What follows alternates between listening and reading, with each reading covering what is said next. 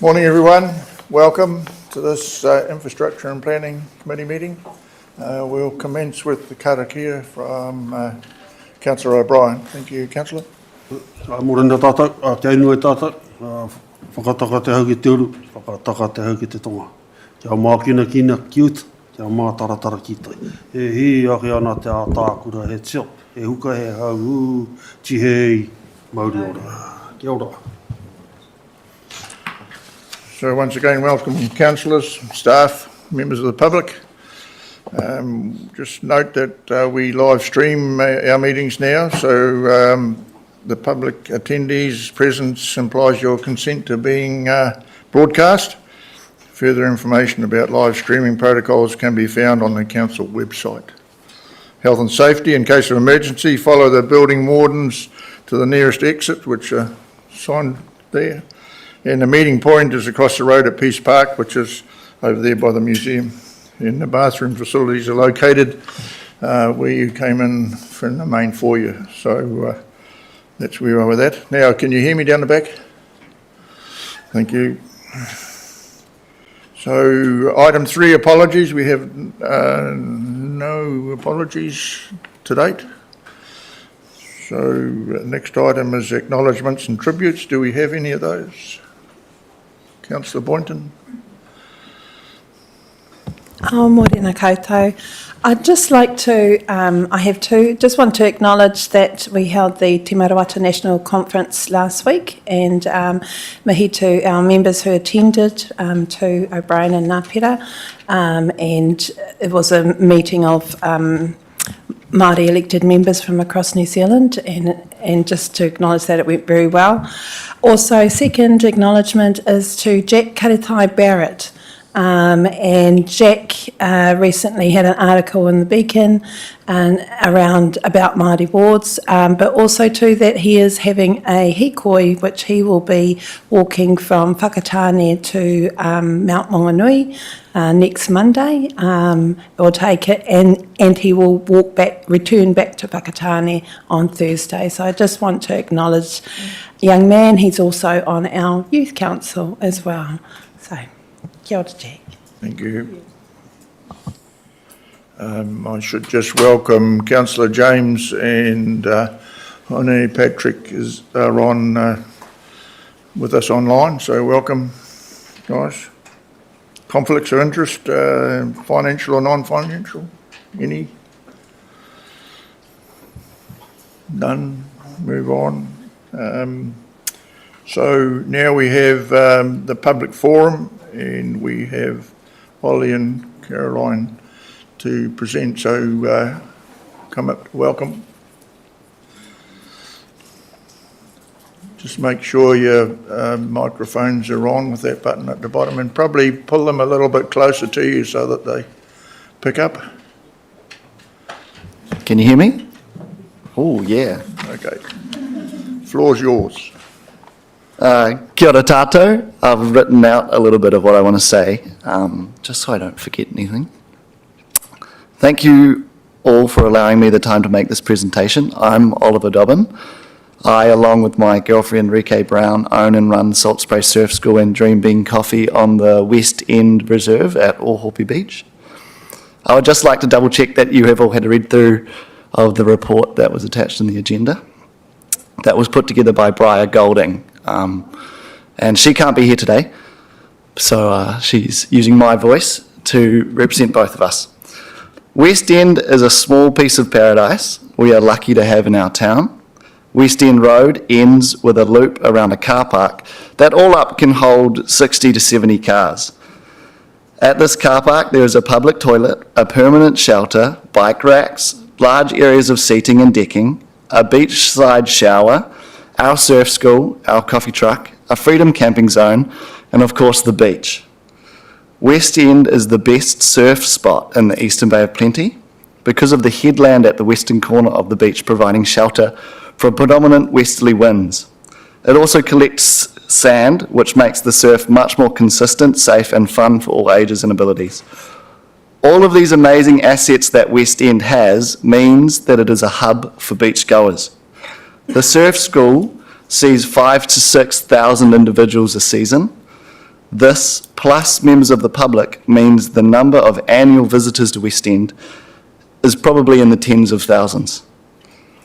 The speed limit along West End Road from the start of the road all the way to and around the car park is 50 kilometres per hour.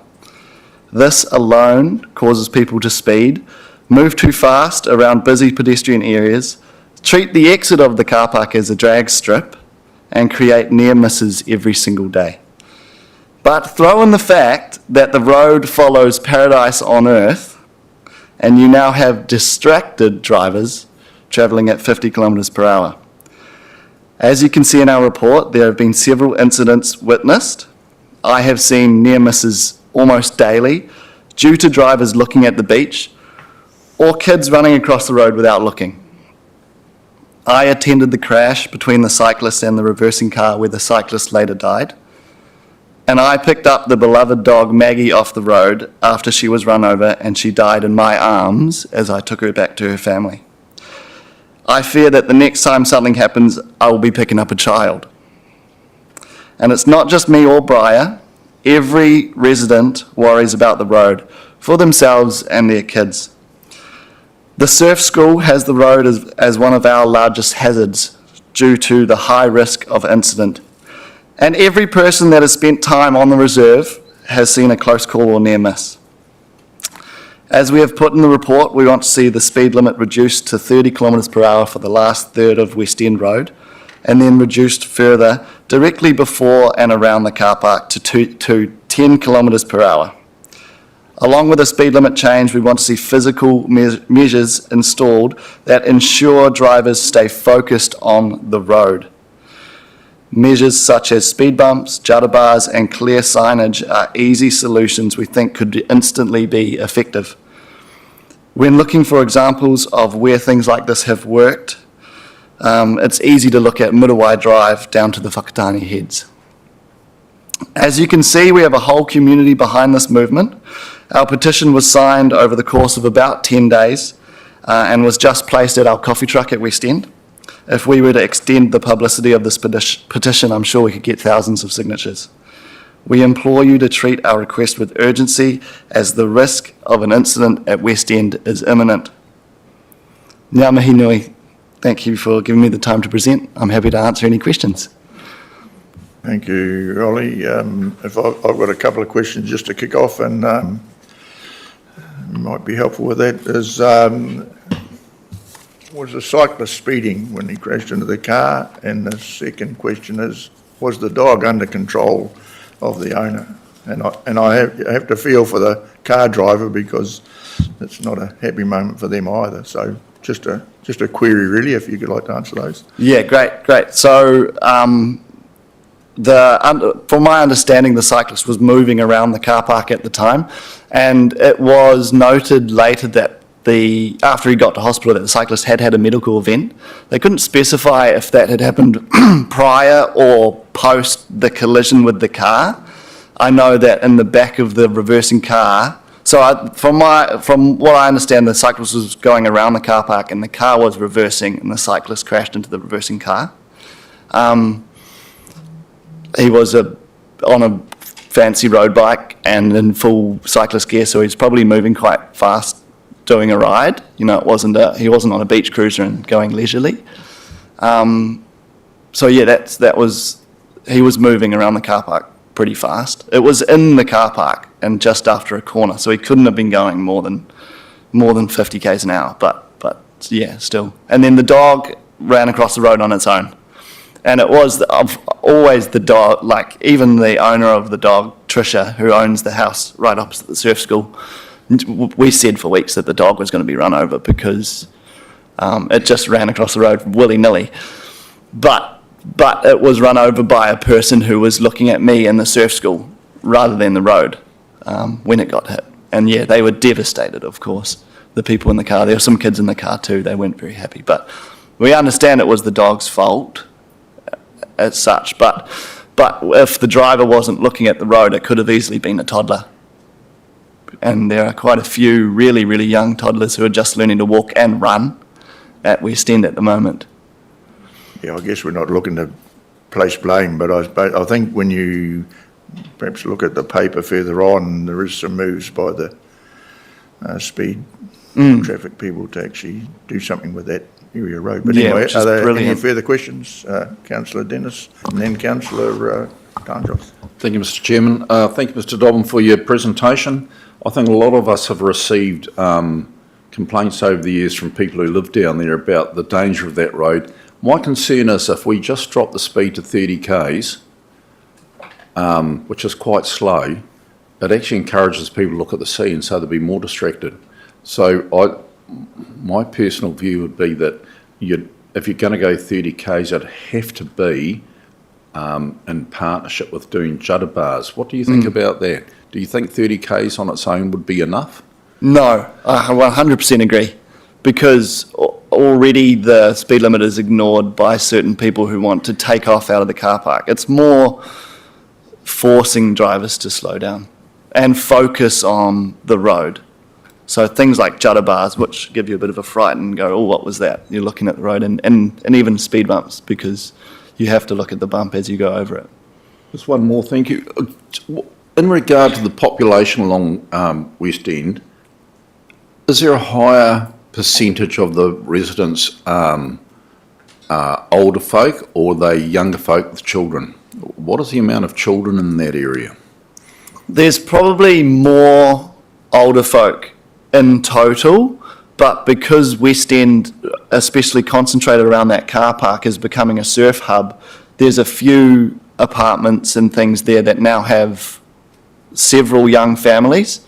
So there's, on a daily basis, there'll be at least 6 to 10 probably kids under the age of 5 that are cruising around West End car park. But won't they be supervised by parents? Yeah, and they always are. And there's a few that live up the drive, and you kind of, our biggest worry is one of them, the door's left open, walks out down the drive, and you know, in one of those freak scenarios where something happens. It's a blend now of kind of an older demographic, but also a really young family demographic. That's probably the highest concentration of those two groups. So you don't tend to get the 8 or 9 year olds crossing the road by themselves. It's more the younger kids. We do from the surf school. Yep. So the other side of it is I get usually probably about 120 school classes Yep. a season that come with me, and that's another one of my worries. But that is my responsibility as a business owner to ensure that they're crossing the road safely. So we do that. We really beat that into them. That road is one of the biggest risks for us. So I worry about that as well. But we take that responsibility on as Thank you, Salt Chair. Spray. Councillor Tanjos. Thank you. Thanks, Ollie, for your presentation. Really good presentation, I think. Really well presented with a lot of information there. So that's really helpful for us. My question was, you've chosen, or you've suggested that it should start around Whakaari Reserve. Just looking at the map, that seems to be, as you're going down towards the West End, there's that little car park on the right from yeah, there. yeah. Eh? What, is there any particular reason why you thought that's the place to start, or what was behind that? Yeah, we refer to that as like the second car park. So generally on a busy West End day, so if the surf's good, or just every single day of summer, that's where cars are backed up to. And that is where the parking was changed from the residential side of the road to the beach side of the road quite recently, a few years ago. Right. And so from there onwards is it's considered that's where you would park up at West End. That's where a lot of the front lawns, the beachside lawns, are used for just seating and picnics and gazebos. And I don't know, that seemed like a good spot where there's less residential traffic, just standard traffic, and more people going down to stay down there, and pedestrian traffic. Because I imagine people are quite distracted all the way down, but you're saying that from there, that's where you get a lot of traffic built up and parked cars, and Yeah. the potential for kids to be Yeah, running and a lot across more roads people and running across roads and things. stuff. Okay. And so at the other end where the car park is, I imagine people do slow down a lot coming into the car park because it's kind of, you know, you've got a bit of a thing and there's lots of vehicles around, but you're saying that you get people kind of racing out of it. Yeah. Which would be kind of really past your surf school. Yeah, and all straight past the surf school. that. Yeah. Because I assume they think we provide them an audience, even though we all think they're a bit ridiculous, but they like to Yeah. show off their fast cars in front of the 30 kids that we have hanging out there. Yeah. All right. Thank you. That's- Yeah, thanks. Mayor Luca? Just to follow up on what the chairperson was saying, to get it clear. I mean, because it seems to be a big part of your argument here that somebody died whose cause of death was not necessarily related to the crash at all. So sort of using it to me is a bit disingenuous. But so that I can understand it, a guy is going around the car park at 50 kilometres an hour on a bike? No, he just was, I was encouraged when I sent an email in 2021 about my concerns to Joe Metcalfe. He nicely highlighted the fact that in order to get change, incidents have to have happened.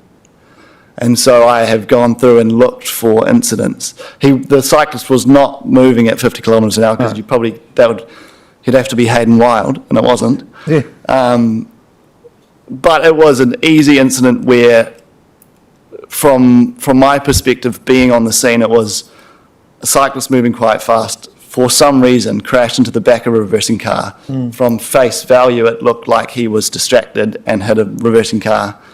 I just wanted to provide examples. So Okay, I don't want the argument to be banked on that much. I ride a bike quite a bit, and you can easily have exactly that sort of accident. I've had plenty of close calls where a car backs out and you're not paying attention when they come out backwards. It's easy to run in the back of somebody, but as you said, it might not have been the cause of death at all. So, but that's not to say I'm not sympathetic. Yeah. Reducing speeds, and I think that traffic bumps or humps are effective, and I'm really in favour of my roading engineer doesn't believe it, but there are round things, blobs that you nail into the road or screw into the road, and they're really effective.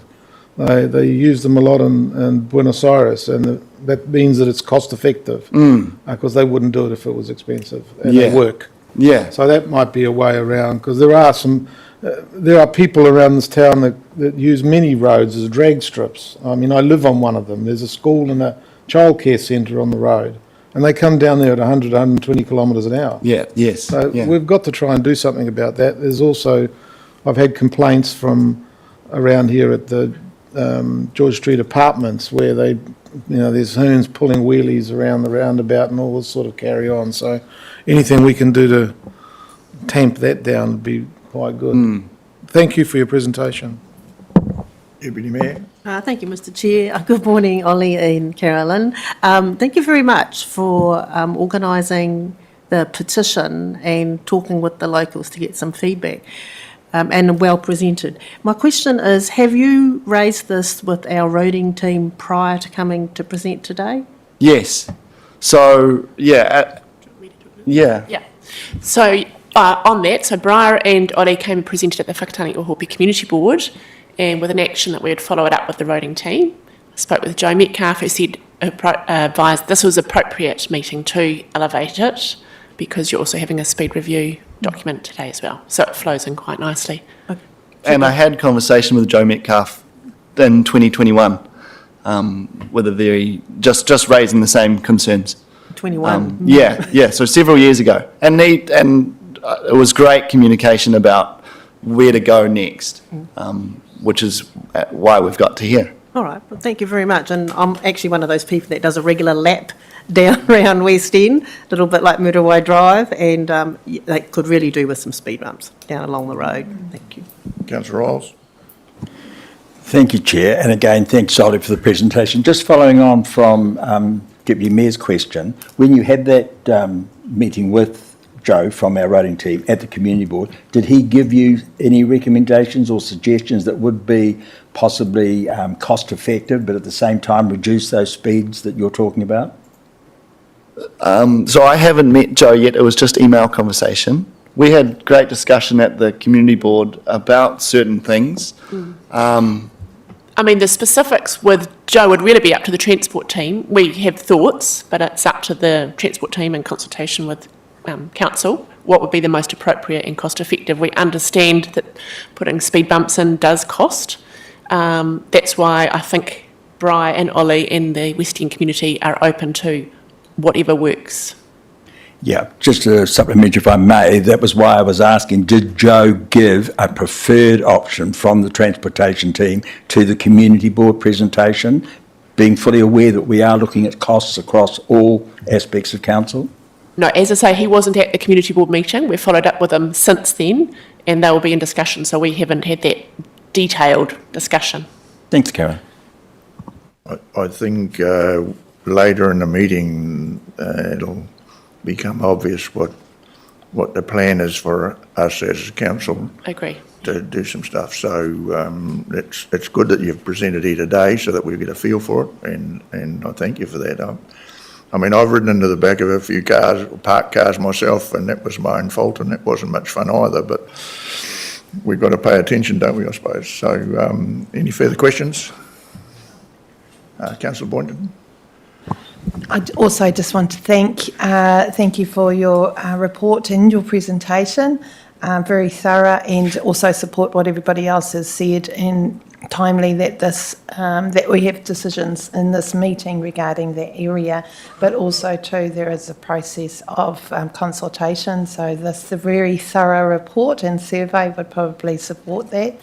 But my question was around, in the feedback of the survey, there was talk about other mechanisms like planter boxes or things like that. Would the community consider a way in which they could participate in an activity around that if a decision was made to, put in place reduction kinds of things? Would that be something the community would consider participating in, or being a project that they could contribute into not only raising awareness about the speed, but actively doing something towards or contributing towards that area? 100%. We're lucky at West End. And I'm an honorary, I guess, resident of West End because I work down there. The community is all hands on. We would love the opportunity to make some homemade signage, to help paint planter boxes, build planter boxes, or just participate in making that part of the world safer. It would be all hands on. We'd be so keen to help out and really make it a movement of community down there. It would be awesome. Great, thank you. Councillor Tangos, did you have another question? No, I was just mentioning that. Thank you. Can I say one more thing? Just that this is one section of road, and we've got lots of roads that are challenging in our district, but this is one small section of road I think we do have an ability to manage quite well with some changes. And I would say don't be distracted by the specifics. We need those instances to log them, but the near misses are far too numerous to mention. So we'll definitely take that on board, Caroline, and so once again, thank you for your presentation. It sounds like we've exhausted the questions, so well done. Thank you for that. Thanks very much for having us. Yeah, thank you guys. Cheers. Welcome to stay, but if you've got other things to do, we understand that, so Perfect. thank you. Cheers. Okay, so next item is item 7, confirmation of the minutes, which is on page 26. And so can I have a mover and a seconder for those minutes that were held on the 20th of February 2025? Councillor Isles and Councillor Boynton. So do we have any corrections for those minutes? I've just got a query, Mr Chairman, on 8.4. There's an action point there. The General Manager, Planning, Regulatory and Infrastructure to investigate the location of the previous bus shelter that was removed from Te Mapo. Is there a follow-up from that action point? There was. Yes, I think the question was around whether that bus shelter could actually be relocated to, I think, Waimana. The answer was No, it couldn't because it was relocated to the marae at Timapo. It just went across the road as a part of the facilities there.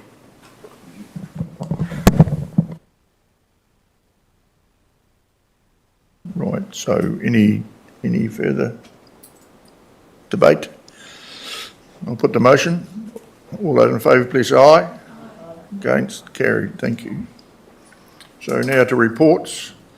Item 8.1, which are on page 27 to 54.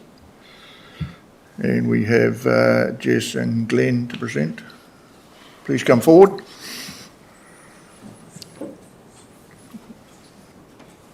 While you're coming forward, I should have also included the public excluded minutes of the 14th of November 2024. So are the mover and seconder happy that we include those minutes? Mr. Councillor Riles, we're listening. I didn't add the public excluded minutes, so as the mover and seconder, quite happy to do that. So, okay. So I'll just put that as everybody are happy with. We have that included. All those in favour, please say aye. Against, carried. Thank you. Sorry, team. Your floor is yours. Cool. Good morning, councillors. In late February, Taumata Arawa released New Zealand's first draft wastewater discharge quality standards, and they're now seeking feedback by way of submission by the 24th of April. So the standards are part of the government's broader water reform program, and the aim of the standards are to reduce cost and make consenting processes more streamlined and straightforward for us as the deliverer of infrastructure. So the proposed standards cover 4 key areas: discharges to water, discharges to land, biosolids reuse and overflow management. For water and land, they propose setting discharge quality standards based on general or broad receiving environments. So what that means in practice is if we're discharging to a river or ocean or land, you'll have a standard that you have to meet based on that discharge location. And how that differs from the current consenting process is that an applicant is required to prepare an assessment of environmental effects and tailor that discharge quality depending on the specific receiving environment. Also, currently, things like community and cultural values can lift that discharge standard, so it makes it quite difficult for us as infrastructure deliverers to plan effectively, not knowing what that standard could be.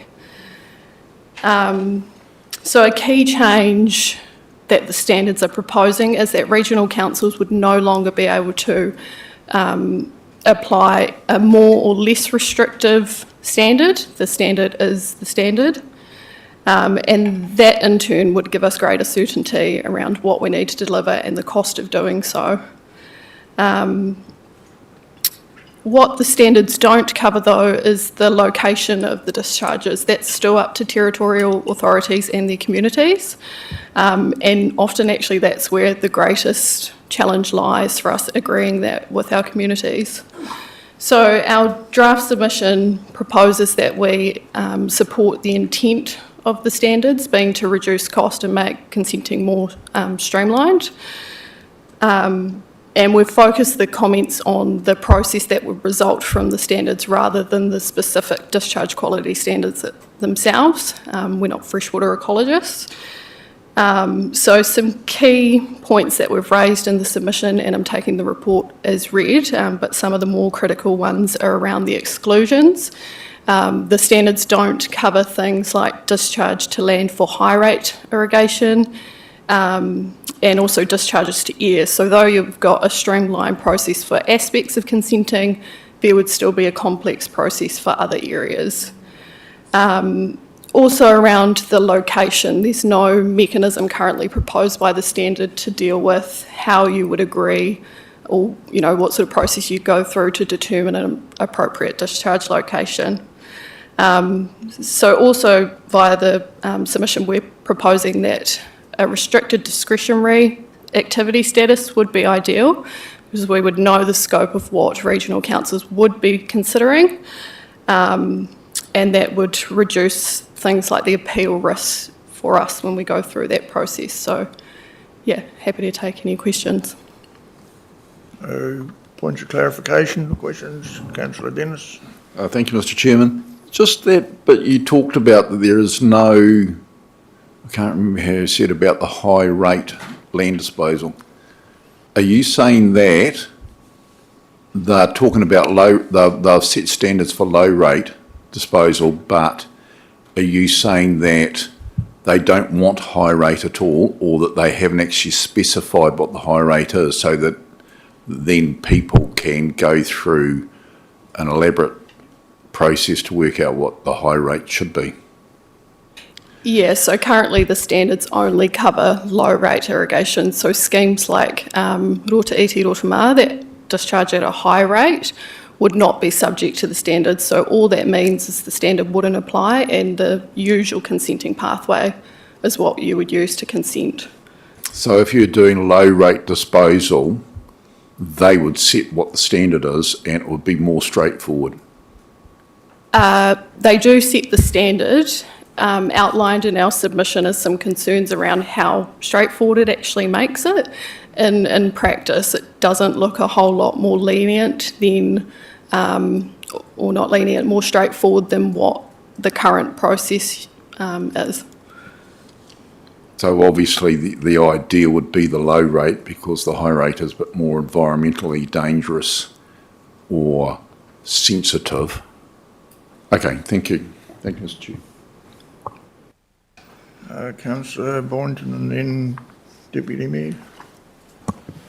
Kia ora, thank you for your report and very thorough submission.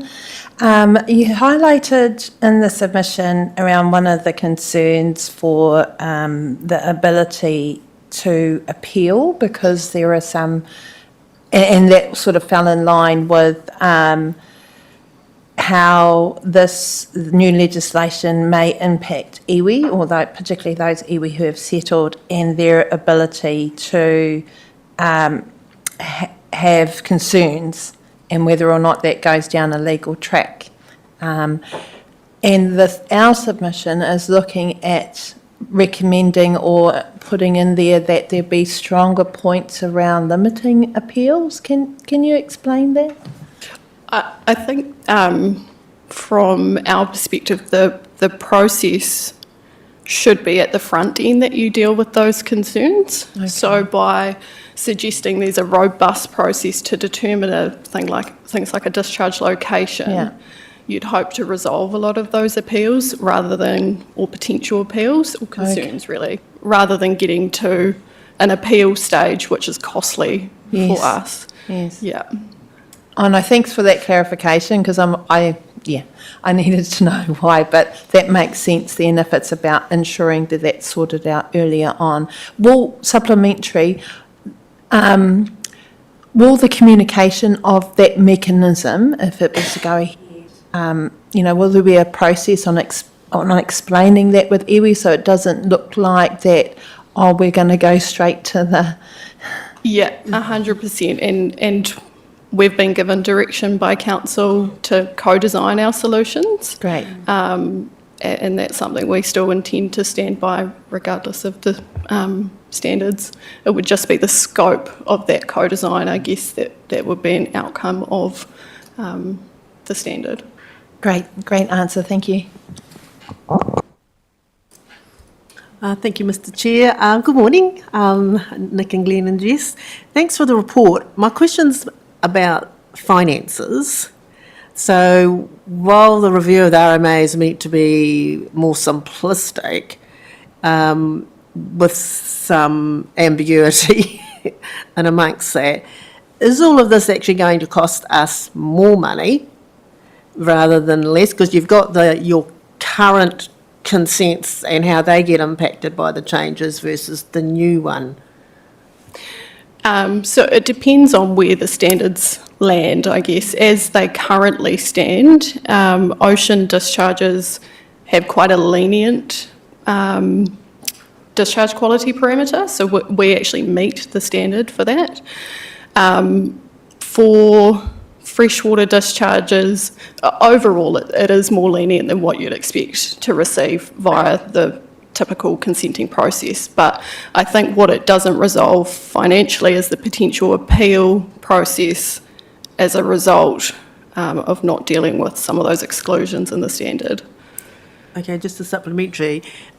But if we are planning on co-designing up front the processes with iwi and other stakeholders, that could also add on more costs, couldn't it, and time?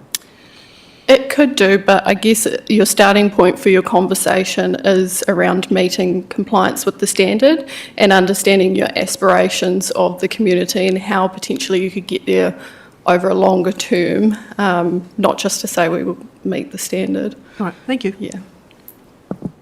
Mayor Luca.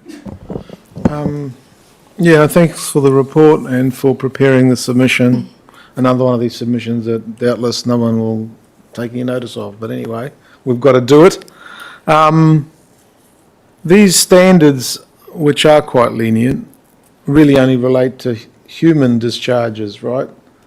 Are there standards in New Zealand for discharges from the livestock industry? Because, I mean, we've got 5 million people and 10 million cows for a start, and they weigh 500 kilos, so you can do your sums on all of that. Are those discharges, because we humans would pale into insignificance compared to, it's like our carbon dioxide emissions, mostly coming from somewhere else. So are there standards for the livestock? I mean, they're responsible for emissions too, or there's no such thing? When you're applying, well, I can't talk to all different industries, I guess, but an example is a consenting process for dairy effluent discharges, so where you're concentrating or applying concentrated amounts of dairy effluent, you do need a consent for that, yes. There are no quality standards as such, yeah. Okay, all right, thank you. Councillor Dennis. Thank you, Mr Chair. On page 29, the third key point, it talks about the submission that seeks clarification on the less stringent standard for small plants, which excludes limits for total nitrogen and total phosphorus. And then further down in that point, it talks about example, Taniatua may qualify as a small plant, but also discharge into the Whakatane River, which is a hard bottom river. And then you say there the submission queries whether nutrient limits would be excluded under the small plant standard. So you're saying that for a small plant like Taniatua, there wouldn't be any standards to be met for the total, for the nutrients, like the total nitrogen, total phosphorus, is that correct? So the intent of the standard is to have a small plant standard to make it easy for small communities to consent in a cost-effective manner.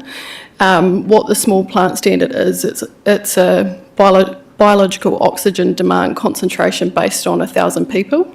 So for us, that's Taniatua. It really applies to Taniatua.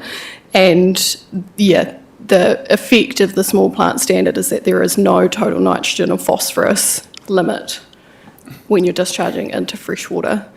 Where the confusion comes from is if you're discharging into a hard bottom stream where there's increased risk of periphyton growth, that's an exclusion to the standard. So it's not clear whether it would be excluded and go through a risk assessment process or have no limit altogether. So that's one of the clarifications we're seeking. Shouldn't the submission also query a small plant discharge into the hard bottom river, given the fact that a bigger town's drinking water supply doesn't intake 7 k's down the road? Where is the relationship to the small plant not having to have certain limits, and yet the fact that it's upstream from a water intake for a large city, or not for a large city, sorry, is that covered in this new standards, or is it they assume that dilution is the answer to pollution? I think as a general concept, dilution is one of the fundamental drivers of the standard. There is an exclusion for drinking water supplies if you're taking water out within a kilometre of your discharge point.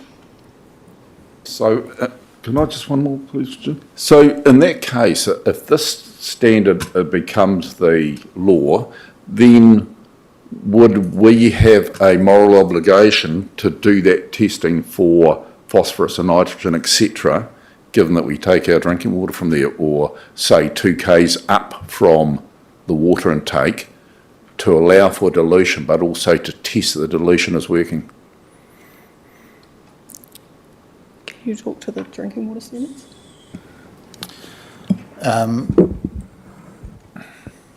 In that case there, the monitoring of the environment wouldn't be necessary because the assumption is you're far enough upstream from the water intake that the background pollution or nutrient limits override any effect of a small plant. So the premise of a small plant is that it's so insignificant in terms of the loads relative to that classification of receiving environment that it won't have an effect on those.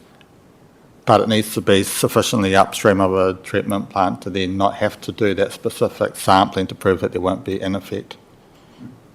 But you do also have to test drinking water for strict parameters, right? Yeah, of course the treatment process is whether or not there's a wastewater point discharge or not has to have an ability to deal with farm runoff and any other effects.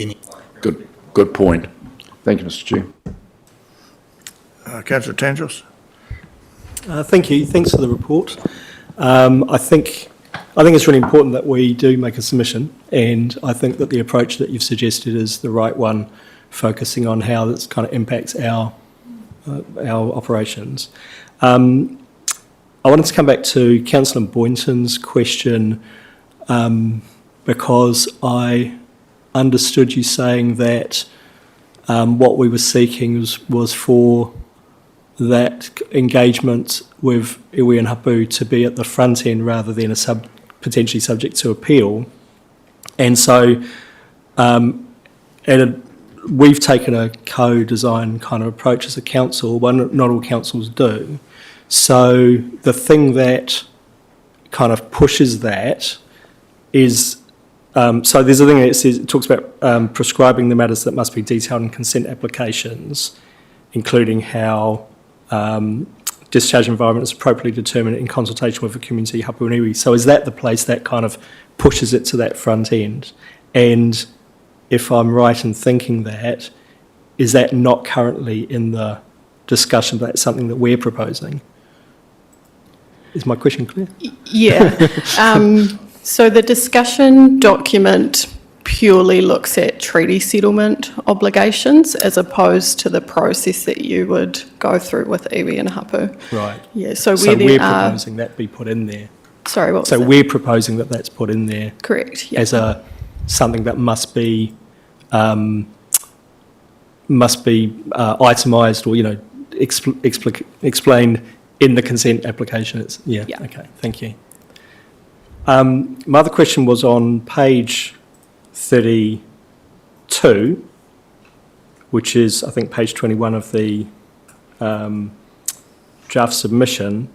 Just in that, it's talking about the key concerns, and then they're numbered, and in number 2, which is just at the top of page 33 in our report, the last sentence of that kind of didn't make sense to me, and I wondered if it's a typo, but if it is, I wasn't quite sure what it's saying. So it says, it's a sentence that says the proposed wastewater standards nor the amendments to the RMA made by the local government water services bill will address or at least know the areas of appeal. So is that saying that neither of those things are going to do that and that therefore should be? Yeah, so the water services bill will amend the RMA to allow for the wastewater standards to be implemented. What that is effectively saying is that the way they've proposed the standards, we don't think is going to achieve the intended outcomes of the standard, and to further refine them based on our suggestions to help us. Okay. Yeah. Thank you. Mayor Luca. Have you compared some of these maximum allowed values against those used in other countries by any chance, like say in the European Union or anything? No, so the focus of our submission has really been on the consenting process that would come out of the standards, as opposed to the discharge quality themselves. I guess that's the way we see it, as more of a regional council matter, the actual specific discharge quality parameters. Okay, thank you. Any further questions? There being none, the recommendations are on page 27. I'll read them out. That the proposed National Wastewater Environmental Performance Standards Submission Report be received. And 2, that the Infrastructure and Planning Committee approves the draft submission on the proposed wastewater environmental performance standards as attached in Appendix 1. And 3, that the Infrastructure and Planning Committee has noted the next steps. Do I have a mover and seconder? Councillor Tanjos, Deputy Mayor Amick. Any debate? Mayor Luca? Yeah, I'm glad to finally see some actual standards with some measurable quantities in them. I guess we can debate in setting those standards. They should be sufficiently stringent to protect the environment and people, and also sufficiently lenient that we can actually afford to do it. And because you can always, produce super clean water if you want to pay for that. So I do applaud them for taking this approach and trying to simplify things, because it is going to make life easier for people. And as I keep stressing, that financial stress also kills people. So, setting standards that are achievable is a good thing. Whether or not they reach that, the bar is high enough to protect what we want to protect, I'm not sure. And I'm not sure if we're routinely monitoring the outflows to see what impacts we have on marine life and stuff like that. Do we do that? There's a lot of things missing from the standards.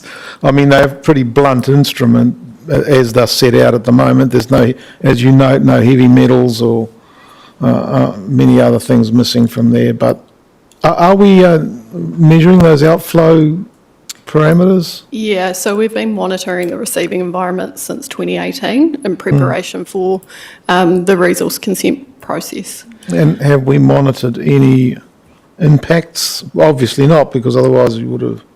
There are reports that exist. I couldn't tell you specifically all right. what they Well, say. I'll follow that up later with you. Yeah. But thank you. I support the standards anyway, and submission. Yep. So just a reminder, we're in debate. If there's no further discussion, we have a mover and a seconder. I'll put the motion. All those in favour, please say aye. Aye. Against? Carried. Thank you, team. So next we have item 8.2, which are on page 55 to 63, 3 Waters Consent Replacement Program Update, and that's with Janine as well, and Co. Thank you.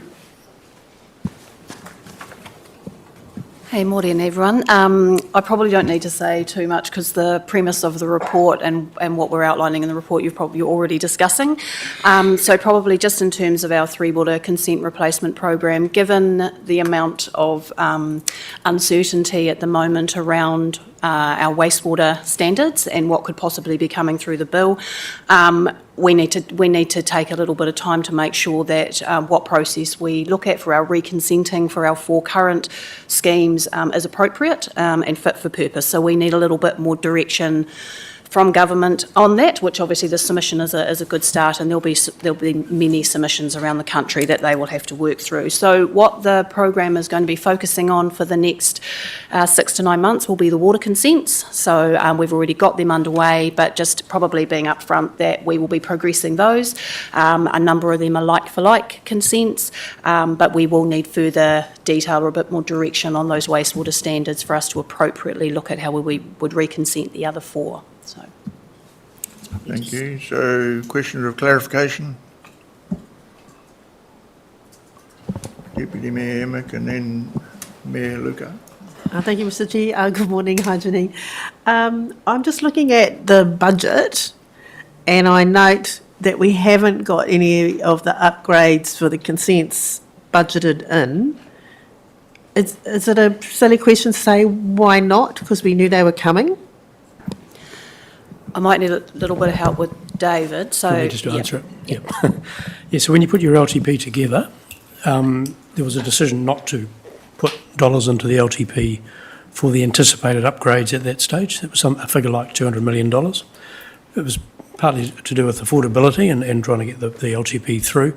It was also, though, a little bit to do with the uncertainty around what the upgrades might be. And I think the wastewater standards that we just talked about are an example of that has potentially changed what was anticipated.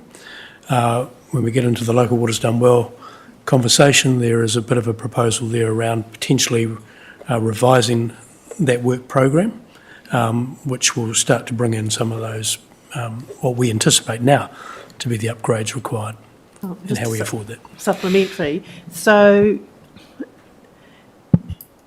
the consents are not as an expensive part of the process as all the infrastructure and everything else that goes with it.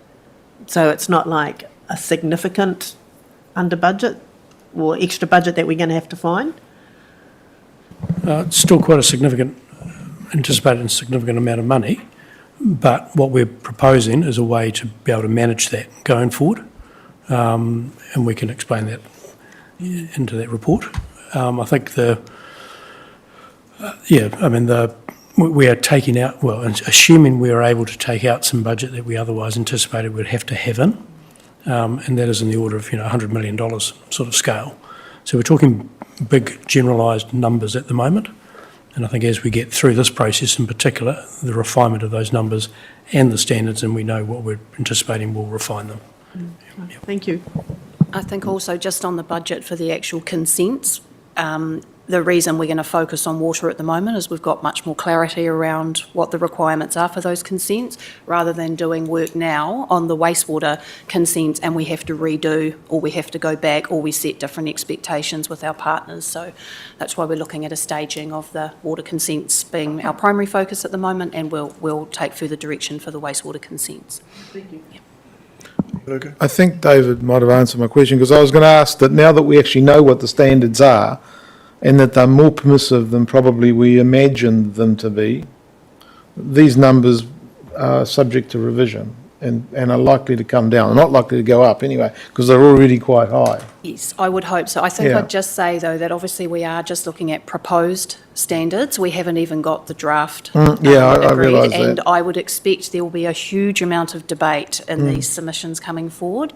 So what I wouldn't like to do is start work on what they currently are, because if they change, that will cost us more. But I would expect that budget that we have got, if the standards remain the same and are along the same lines, that we would be able to complete all of that consenting process within that budget, yes. And just another one on, looking at the list of project managers, there's a bunch of project managers there. Are we running the risk of having too many chiefs and not enough Indians? I mean, So who writes the consents? Does the project manager do that? I mean, what does the project manager do? So none of them are in place at the moment, No, except for ones that we've got on board that are doing our technical work on the water consents. And again, we won't put them in place until we know what the process is. Mostly what their role would be is a little bit like what I do on the Matata Wastewater project, which is you coordinate everything that goes on, all the technical work streams, the budget, the resourcing, the way we report to council and things like that. So Jess obviously has a huge role to play in that and is working a lot on the water consents, but that is why a number of those project management roles are not filled at the moment. Okay. All right, thank you. I think we can take comfort in the fact that the team are conscious of the standards and the moving beast that we're dealing with, and are not doing work that they don't need to do. And so I'm quite relaxed about that, and it'll be revealed as it comes out, I guess. So thank you for that. So any further points of clarification? If not, we have a recommendation on page 55, and I'll read it out, that the Three Waters Consent Replacement Program Update Report, April 25, 2025 be received. Do I have a mover and a seconder, please? Deputy Mayor Emick and Councillor Dennis. Any debate? A work in progress, so I'll put the motion. All those in favour, please say aye. Aye. Against, carried. Thank you.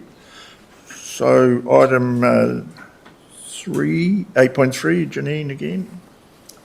Yeah, and this probably follows a very similar vein in terms of where we are with Matata. So in terms of technical work streams for phase 3, which is a lot of our environmental monitoring, our cultural narrative work and all our land testing and wastewater system testing for Tahi Hill Farm, that is all now technically complete.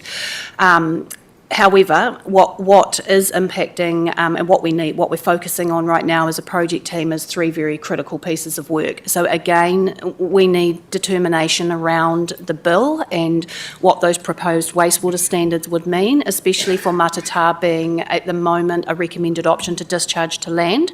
And so to help the consent process for Matata, we need to be really clear on what those are and what it will mean for the RMA process for consenting Matata. We also, as we know, with any new significant infrastructure, the interrelationship with growth is critically important, and it's critically important for the funding position and the business case for the project. So we do require the spatial plan work to be a little bit further advanced and to give us some direction on what would be the long-term growth scenario for Matata, obviously in partnership and communication with the community on that. So we do need a little bit more direction from that. And then the other piece that needs to inform Matata is the Whakatane Waters strategy that I know you got a bit of an early look at in one of your workshops the other day that Glenn Cooper is leading. And what that water strategy will do for wastewater is determine the role of Matata as a scheme in your whole wastewater system for the district. And so that allows us to better understand what a new scheme could bring to that whole system in Whakatane. And obviously all of those 3 things, the standards, the amount of growth we have to future-proof the scheme for, and also the role of the scheme in the wider district network, we need to understand that before we would then come back to you with an options of next steps, which could include moving to resource consent. So it's just to let you know that that's where we are on the project. Once we have direction from those over the next few months, we would bring another report back. In the meantime, we have got a newsletter ready to go. It will be heading out the door tomorrow, and that will be going to all of the Matata residents and the Awakaponga neighbours of Tahi Hill Farm, just to keep them up to date on where we are in the project. Thank you. Questions of clarification? There being none, the recommendation is on page 64. I'll read it out. That the Matata Wastewater Project Update April 2025 report be received. Do I have a mover and a seconder? Beg your pardon? Sorry, my hand wasn't loud enough. Carry on. Mr. Chair. My question really was just regarding the RMA and the proposed changes to the RMA, because there is a part there that obviously interlinks to this, and again, it's in reference to the treaty settlements and PSG. So I know that you've already said that we're part of co-designing, and that's a big part of the plan. But also, how does that work with various hapu? But also wanting to know what is the impact, those changes to the RMA?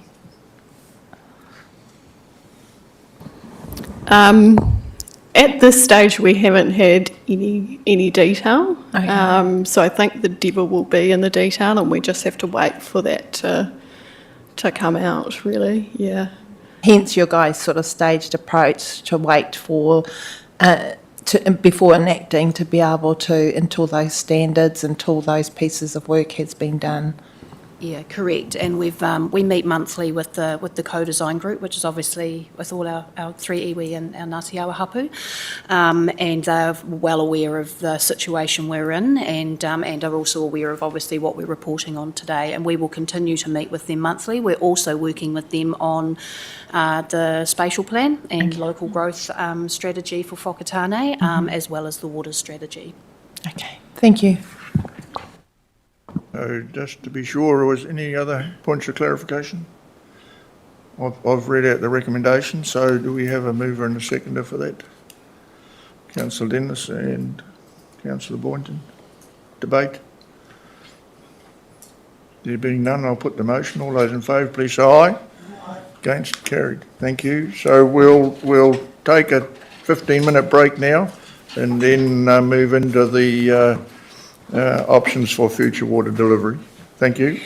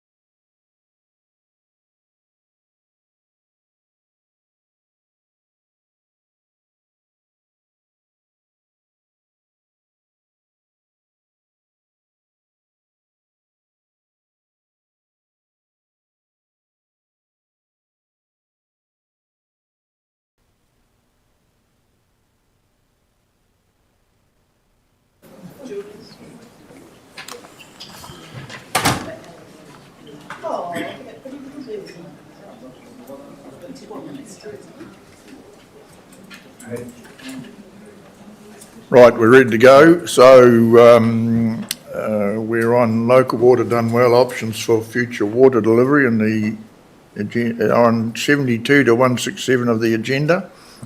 My pleasure to welcome Nick and Andrew from Martin Jenkins. They're on Teams.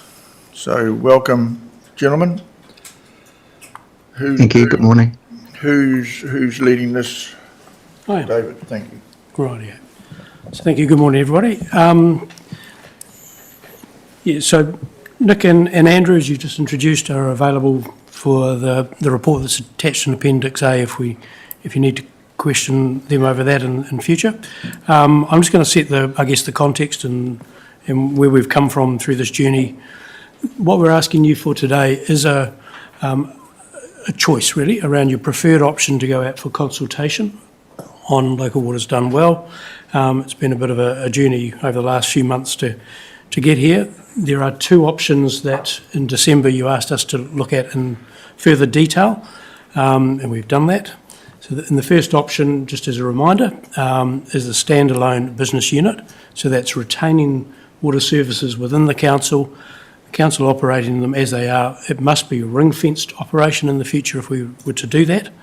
Over the last few months, what we have looked at is the work program to try and make that option, I guess, more feasible. There are criteria, obviously, in the Act around being financially sustainable that we have to deliver on. The initial cut of that in December that you saw, really, we were quite some way away from being able to show how we could do that. Over the last couple of months, we've reviewed with Tonkin and Taylor, more recently through the wastewater standards with Becca around the work program. We've talked to Taumata Arawai and the Regional Council around how we could meet our compliance requirements in a reasonable time frame that would meet their needs and ours, and have looked at what we can essentially afford to deliver over time, factoring in all of those elements. So I think the standalone business unit option that we are putting up today is in a much better space. And it could meet the requirements of the Act in terms of financially sustainable. However, it probably comes with some quite high risks around it. And that relates primarily to things like some of the assumptions that sit behind it. Some of those work programs, I guess we have cut back to probably the minimum and made some assumptions that we can deliver them at that sort of level. And it may have some consequences on other activities in the council in the sense of trying to deliver that program in the way we've put it together. But from our point of view, it's an option that you should consider. The other option is the multiple council CCO option. And so this is around joining with some other councils, not yet defined. There have been a couple of conversations to councils to the west, if you like, Tauranga City Council, Western Bay, and with Rotorua, Aporiki, Kawerau, and ourselves. And then those options have been analysed by Martin Jenkins, and you'll see that in their assessment work. I think the critical factor there is, while some of the dollars and cents that are proposed around costs into the future may not seem that different, the benefit longer term comes through with the multiple CCO option. So looking further out than 10 years, potentially, 20, 30 years, that's where the real gains in terms of operational efficiency and some capital efficiency as well start to really show through.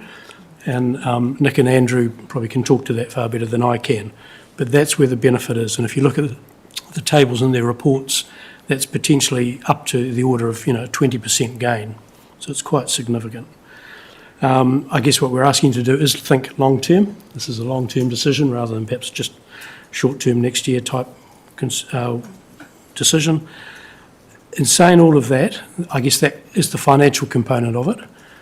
The other factors that you should consider as well is, I guess, who you have relationships with now, how you work now as a council, who you think you could work best with if there is a multiple council CCO going forward, and how you get, I guess, that local input into the decision making that does occur.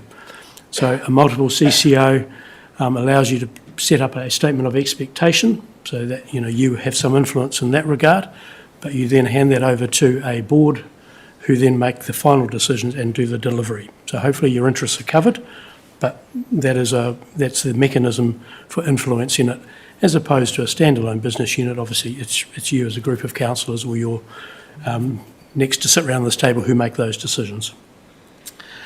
In saying that, we talked that through quite extensively at a workshop a couple of weeks ago. So the other item that you've got in front of you today is the draft consultation document.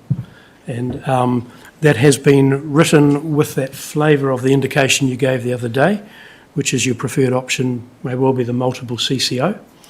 You have two appendices there. One is the words, as we had them a week ago, and a bit of an appendix, which is really a look and a feel, so how the document may ultimately look when it goes out for consultation. The intention is to go out for consultation starting on the 17th of April through to the 18th of May. There are a series of sessions out and about, if you like, to talk to the public around the proposal itself, or proposals. We'd love you to be involved in that, and there will be invitations coming out to attend those if you can. And obviously then we receive the feedback, and there's proposed to be a hearing, I think it's the 5th of June is the hearing date for you to make your decision, to then be able to deliver the Water Services Delivery Plan by September to DIA. So I think that's all I'll say for now. Should we pass over to Nick and Andrew and see if they wish to add anything to those comments? So Nick and Andrew, open for your commentary. Thank you. Thank you. So, look, I think David's covered a lot of the points that we would make. We've worked with the council since late last year and provided two reports. The first of those was a review of the current state. So that looked at, your levels of service, your kind of compliance, state of the assets, the future costs of investment, and that really identified that there were some challenges around that standalone model. But as David has said, the council has done a lot of work since then, in particular on the kind of the capital program with engineering advice and the engagement with the regulators. So I think the first point to say there is that we've been satisfied through that work that in terms of the in-house business unit that is likely to be able to meet the statutory requirements of local water done well.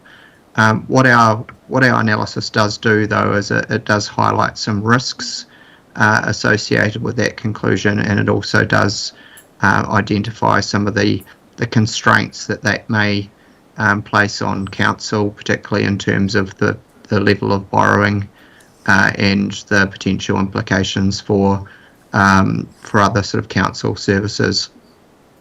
So that is where we've, in our more recent work, looked more closely at the multi-council options. And as David has summarised, you can start to get a glimpse of the financial advantages of that option over the next 10 years, but it's really beyond that where you would start to see the greater benefits. And where those sort of benefits come from, it's from dedicated governance and management specialisation through the achievement of economies of scale and the realisation of both operating and capital efficiencies, particularly as we expect a CCO will come under the close scrutiny of an economic regulator as well. So with those sorts of structures, we expect that they will start to look more like what you're used to when you sort of see electricity distribution and gas lines companies and those sorts of things. That's the future direction that water services is heading in a sort of a New Zealand context under that model. So as David said, we briefed you at some length on the 26th of March, so I'm not going to repeat a lot of that. I think the main thing that we concluded, though, is that we haven't made a recommendation to the council on what we believe is the best model for you. We do think that comes down to which of those considerations, that both financial and non-financial, that David summarised, you place the greatest weight on. Our summary is that the in-house delivery model will provide the greatest degree of control and involves the smallest degree of change. However, we do expect it will be the costliest option for ratepayers, and will present some affordability challenges for the community in the future, and also has implications for council's overall level of borrowing, which may start to constrain some of the other decisions and opportunities that you might have as a council in relation to non-water activities. The CCO obviously has more of those sort of financial and economic benefits. We think it is the longer run, more affordable option for ratepayers, but it does change the relationship between the council and the organisation delivering water services, and there are some risks attached to that in terms of control and influence. And so if the council was to proceed with that option, there is some work to do to ensure that that is set up appropriately to mitigate those risks. So each option has advantages and disadvantages. We've tried to reflect those through the consultation document as well. And obviously you're not at the point of making a final decision on that at this point, but hopefully through that discussion in the consultation document, you'll get good engagement and good feedback from the community. So that's all I wanted to say, David, unless there's anything else you want me to cover in particular. Andrew, have you got anything to add? Sorry. Okay, so questions of clarification on the report? Mayor Luca? Could you provide some detail on the financial modelling that you've done and exactly how you arrive at what you arrive at? Because on the table on page 80, thank you, it looks like an Western Group's CC, multi-council CCO is superior in the financial stakes compared to another one, but how line ball is it? What are the uncertainties on that modelling? Because, I've been in meetings where one particular council says, well, for them, borderline sustainable between the go it alone approach and the multi-council CCO. For them, it was their modelling showed it to be relatively line ball. So some details on what's behind those numbers. On page 80, it makes it look like one option is a clear winner, and I don't think that's the one that's necessarily a clear winner for reasons that David had pointed out. But can I have a bit of detail around that financial modelling? Yes, certainly. So the way that we build up the financial modelling, and this is the same across both the in-house delivery options and the combined entity options, as we start with the council's projections, 10-year projections in terms of its capital program and the operating costs to kind of operate the services. We also start with the starting debt levels, so for the in-house scenario, what that reflects is the culmination of the work that's been done, in particular with Tonkin and Taylor, to test the capital program, which has been reviewed by Becker, which has resulted in an increase in the investment provided for relative to your sort of long-term plan. And then what we've made some assumptions in discussion with council officers around the financing strategy that would be employed over that sort of period. So what sort of debt to revenue ratio would you look to maintain for water services?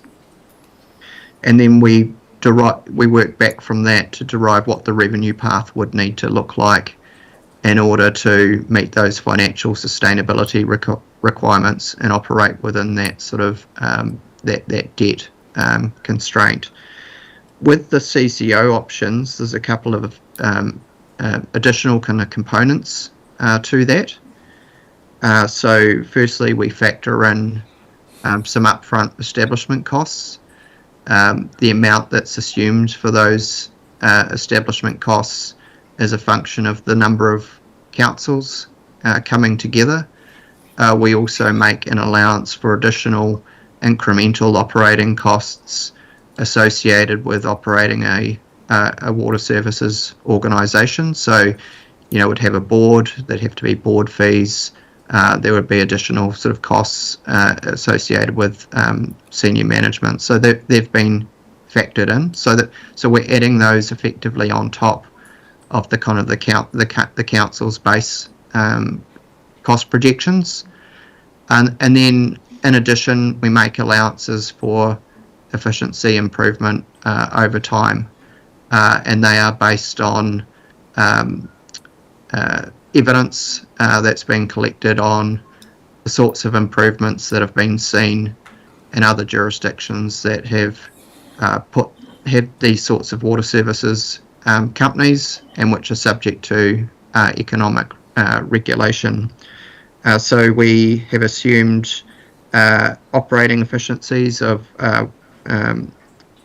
for each of the Western Bay and the Eastern Bay options. They're slightly different for each of those options, and the differences reflect the different level of scale essentially of those entities, and those assumptions are documented on page 30 of our report. I apologise, I don't have the page number from the agenda pack, but it's the net impact of all of those factors that result in that comparison of cost per connection in FY34.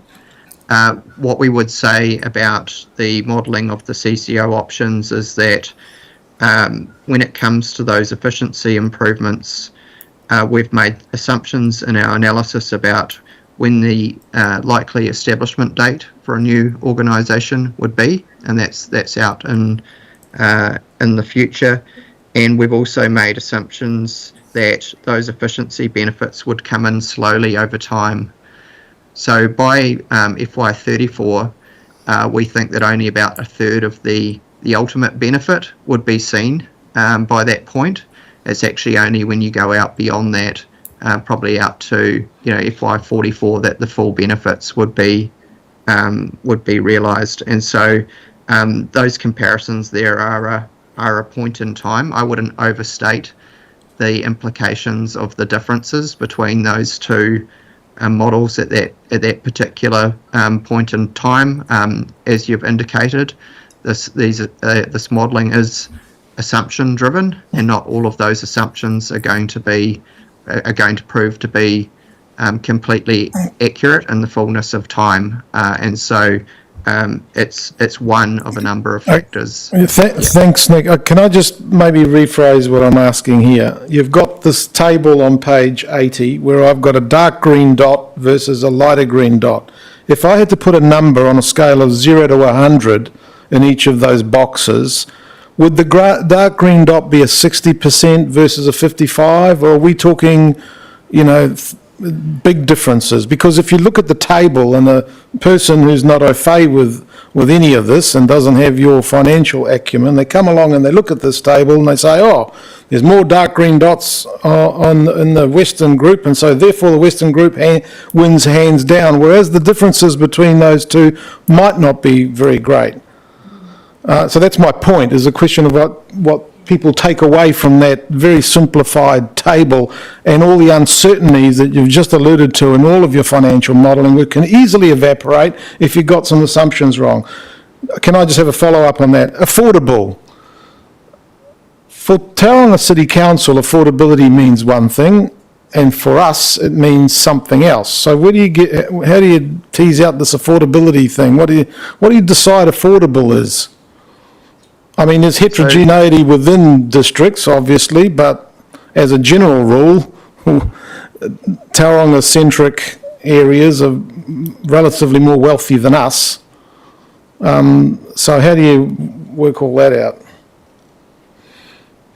So the measure of affordability that we have used, or the indicator of affordability that we've adopted in the report, is the water revenues per connection as a percentage of median household income.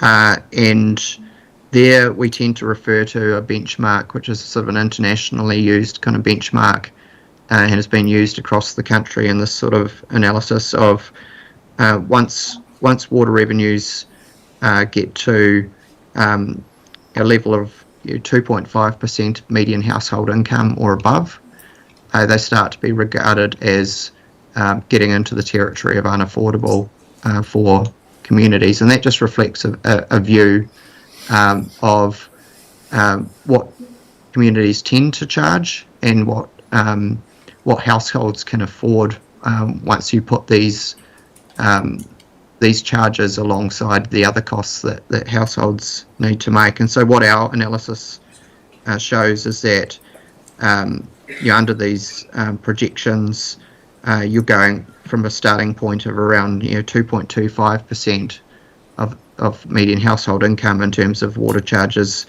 and increasing to above 3% within the next few years. Now, our analysis would suggest that certainly beyond FY34, and if those efficiencies come to pass, then you would expect to see substantial cost savings, so in the hundreds of dollars per connection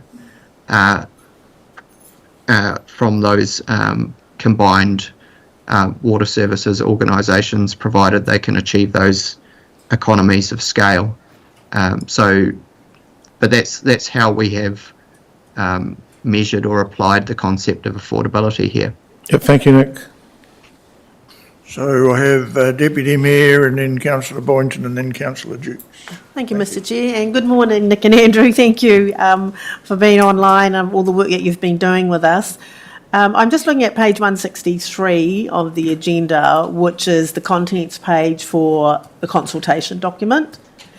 And I'm just making an assumption, because there's only a few pages there, so we can see the style and flavour, that table from page 80 or something similar with some narrative will be inclusive there, so it does become a decision? No.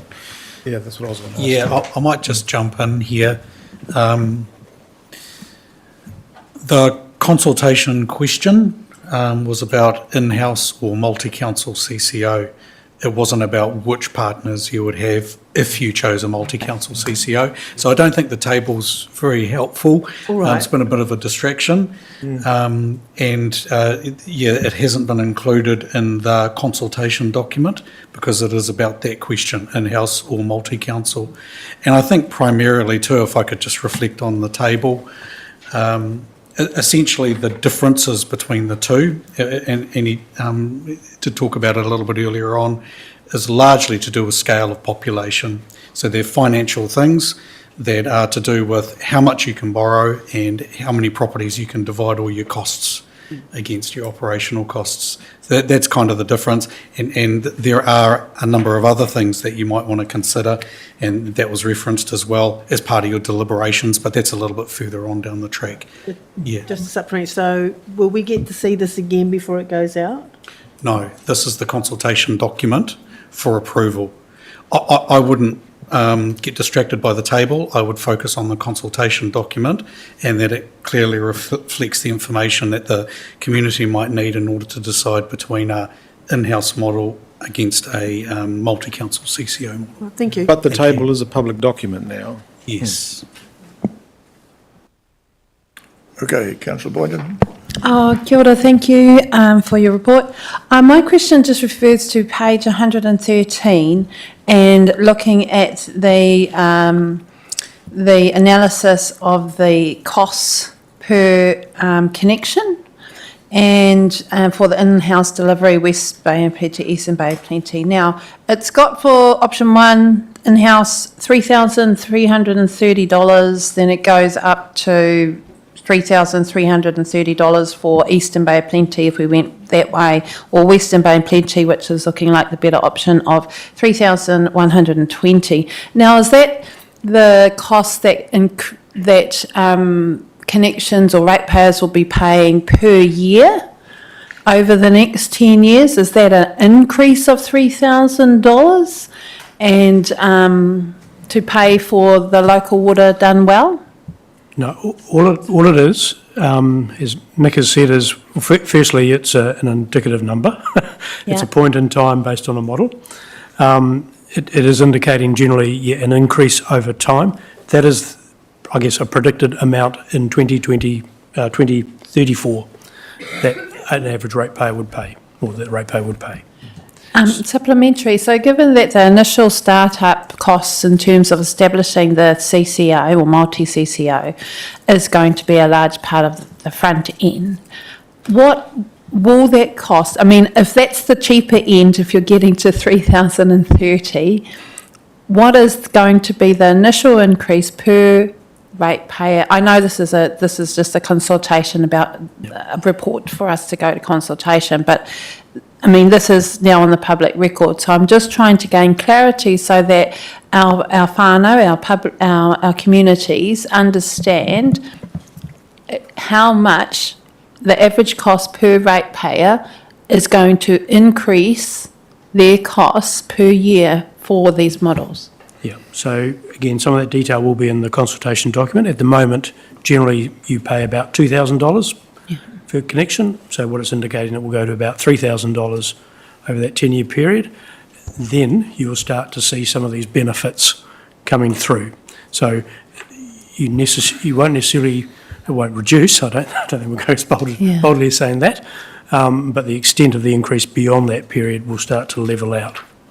So is that correct, Nick? Is that a fair?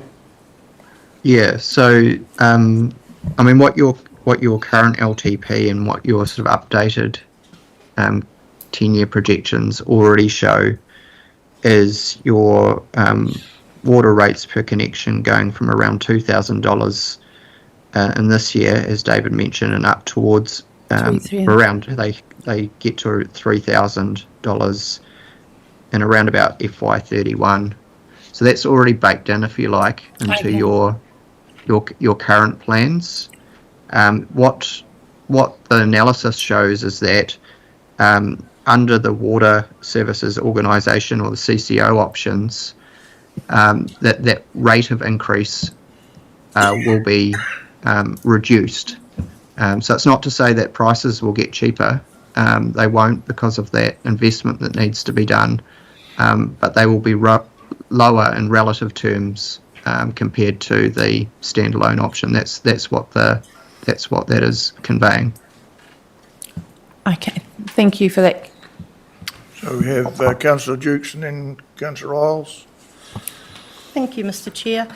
Just reading through the Appendix B, the consultation document. On 137, you do say that more information can be found from your full report and all of that, but I still think that just when I read it, it's a little bit light on the financial information and financial analysis between the two options.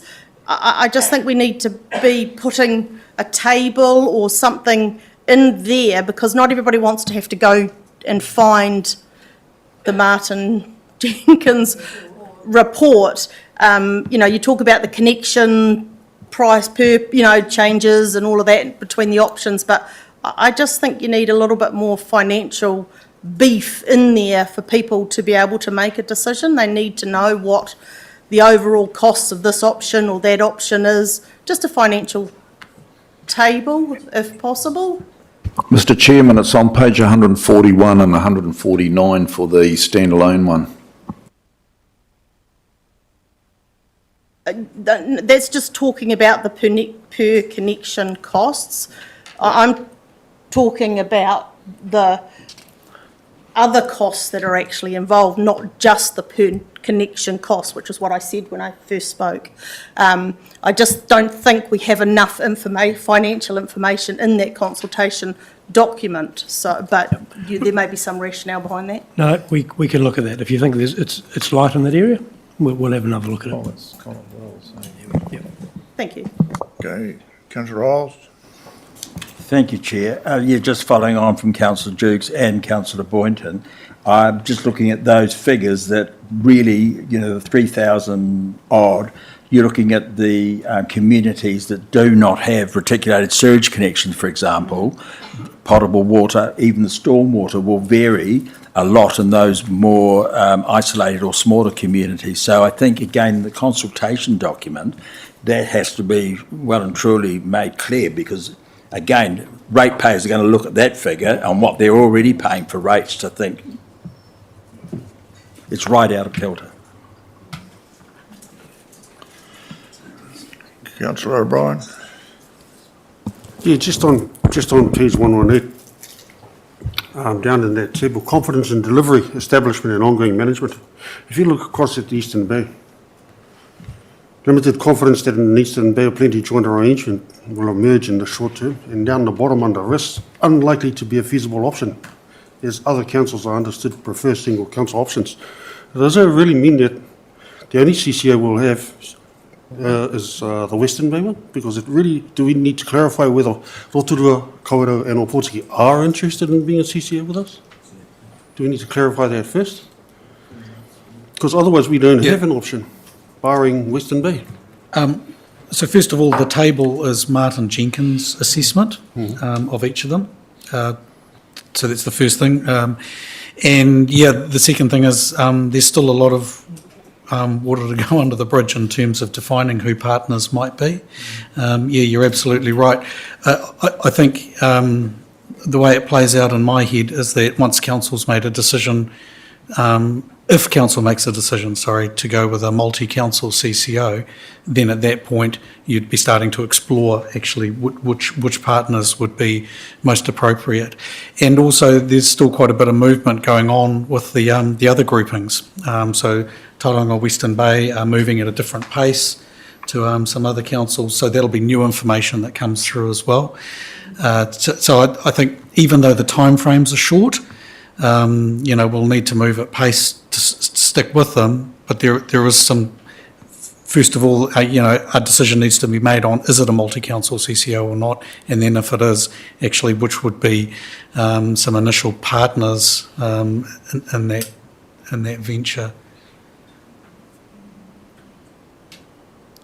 And things like this table would be coming back and informing then that conversation.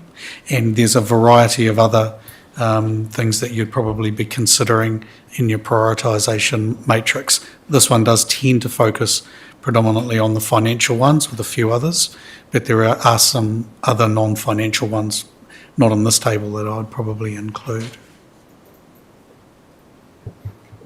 Thank you. Is that helpful, Councillor O'Brien? Have we exhausted the questions?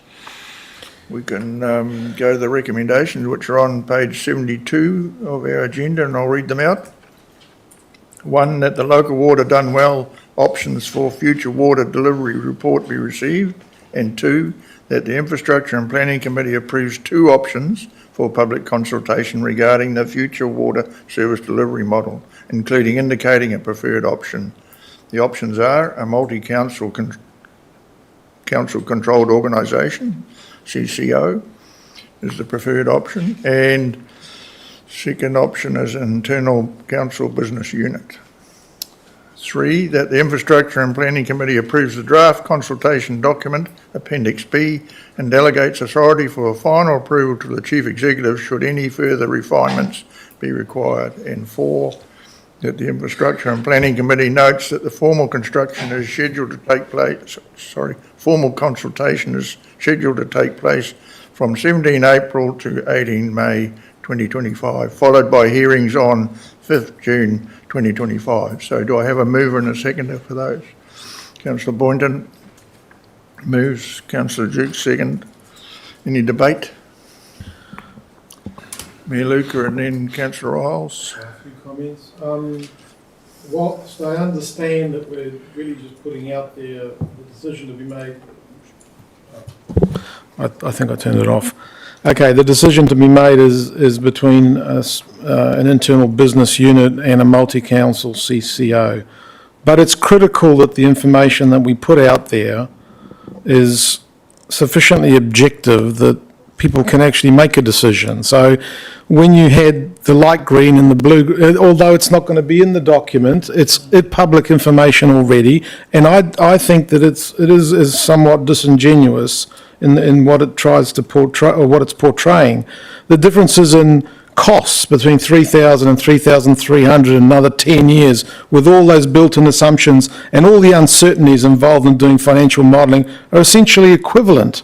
I mean, you're kind of splitting hairs. It's within 10%. And those other factors that David talked about, which is, you know, the issue of who you can actually work with, because we're dealing with one. If we were part of a certain entity, we would be part of an entity of 280,000 population, and our voice wouldn't be a great loud. It's about 13% of the voting rights versus a smaller entity that has half the population, which would be, say, the eastern entity, where we'd have a greater proportion of voting rights. And again, as David said, it's about relationship. Is that going to actually be, I know that we're not asking that question. Ultimately, it's a question we do have to face. But we have to be very careful about how that information is put out there so that people can make informed decisions, rather than just this binary thing that, yeah, anyway. Caution is my message. Thanks. Okay, Councillor Isles. Thank you, Chair. Again, we're going out for consultation with two options: a multi-council controlled organisation or an internal. The question is going to be asked, well, how are we progressing with these possible external organisations?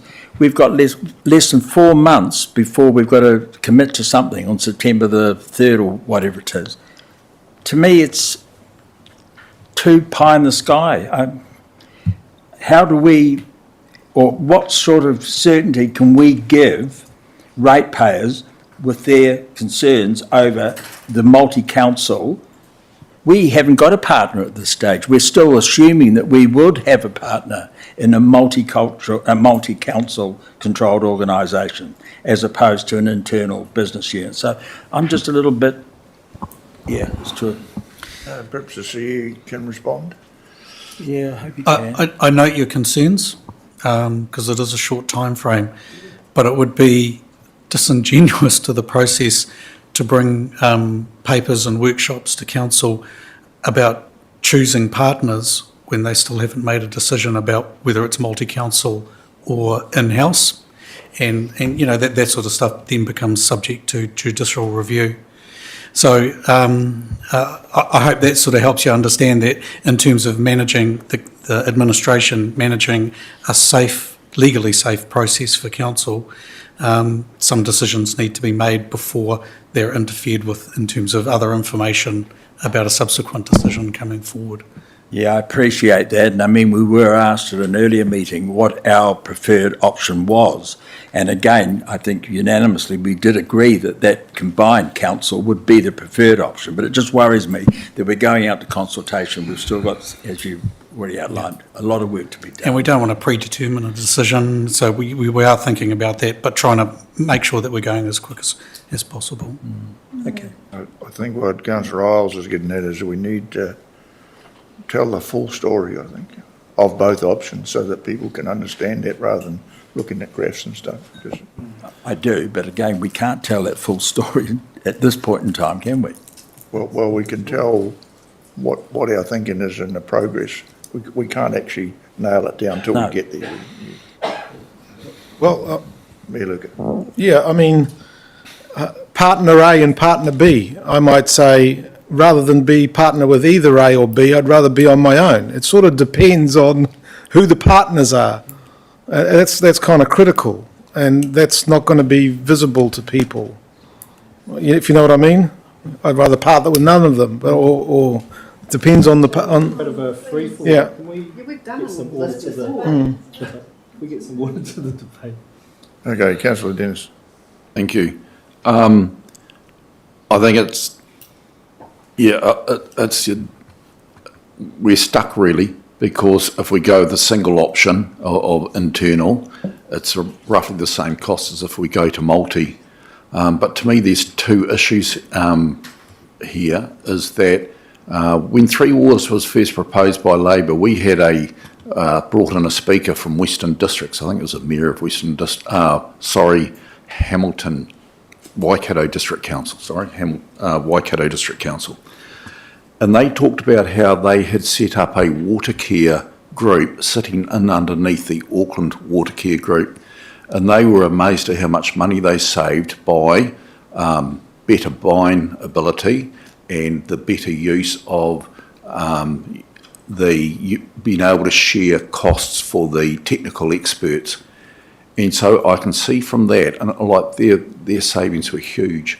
So I can see the benefit of multi-council CCA. So I agree with that. My problem is that if we do go with multi-council, we are stuck with the idea of the Eastern group that don't seem to want to do a group, or the Western group, which includes Tauranga and Western districts. And you have to look at that too, because if we go for internal or we go for multi-council, you have to look at what the options would be if you go to multi-council. So I believe we'd save money in the long term, and we're here to plan for the long term. But I see 3 days ago, Tauranga Council just upped their new borrowing limit from 2.8 times its annual revenue to 3.5 its annual revenue.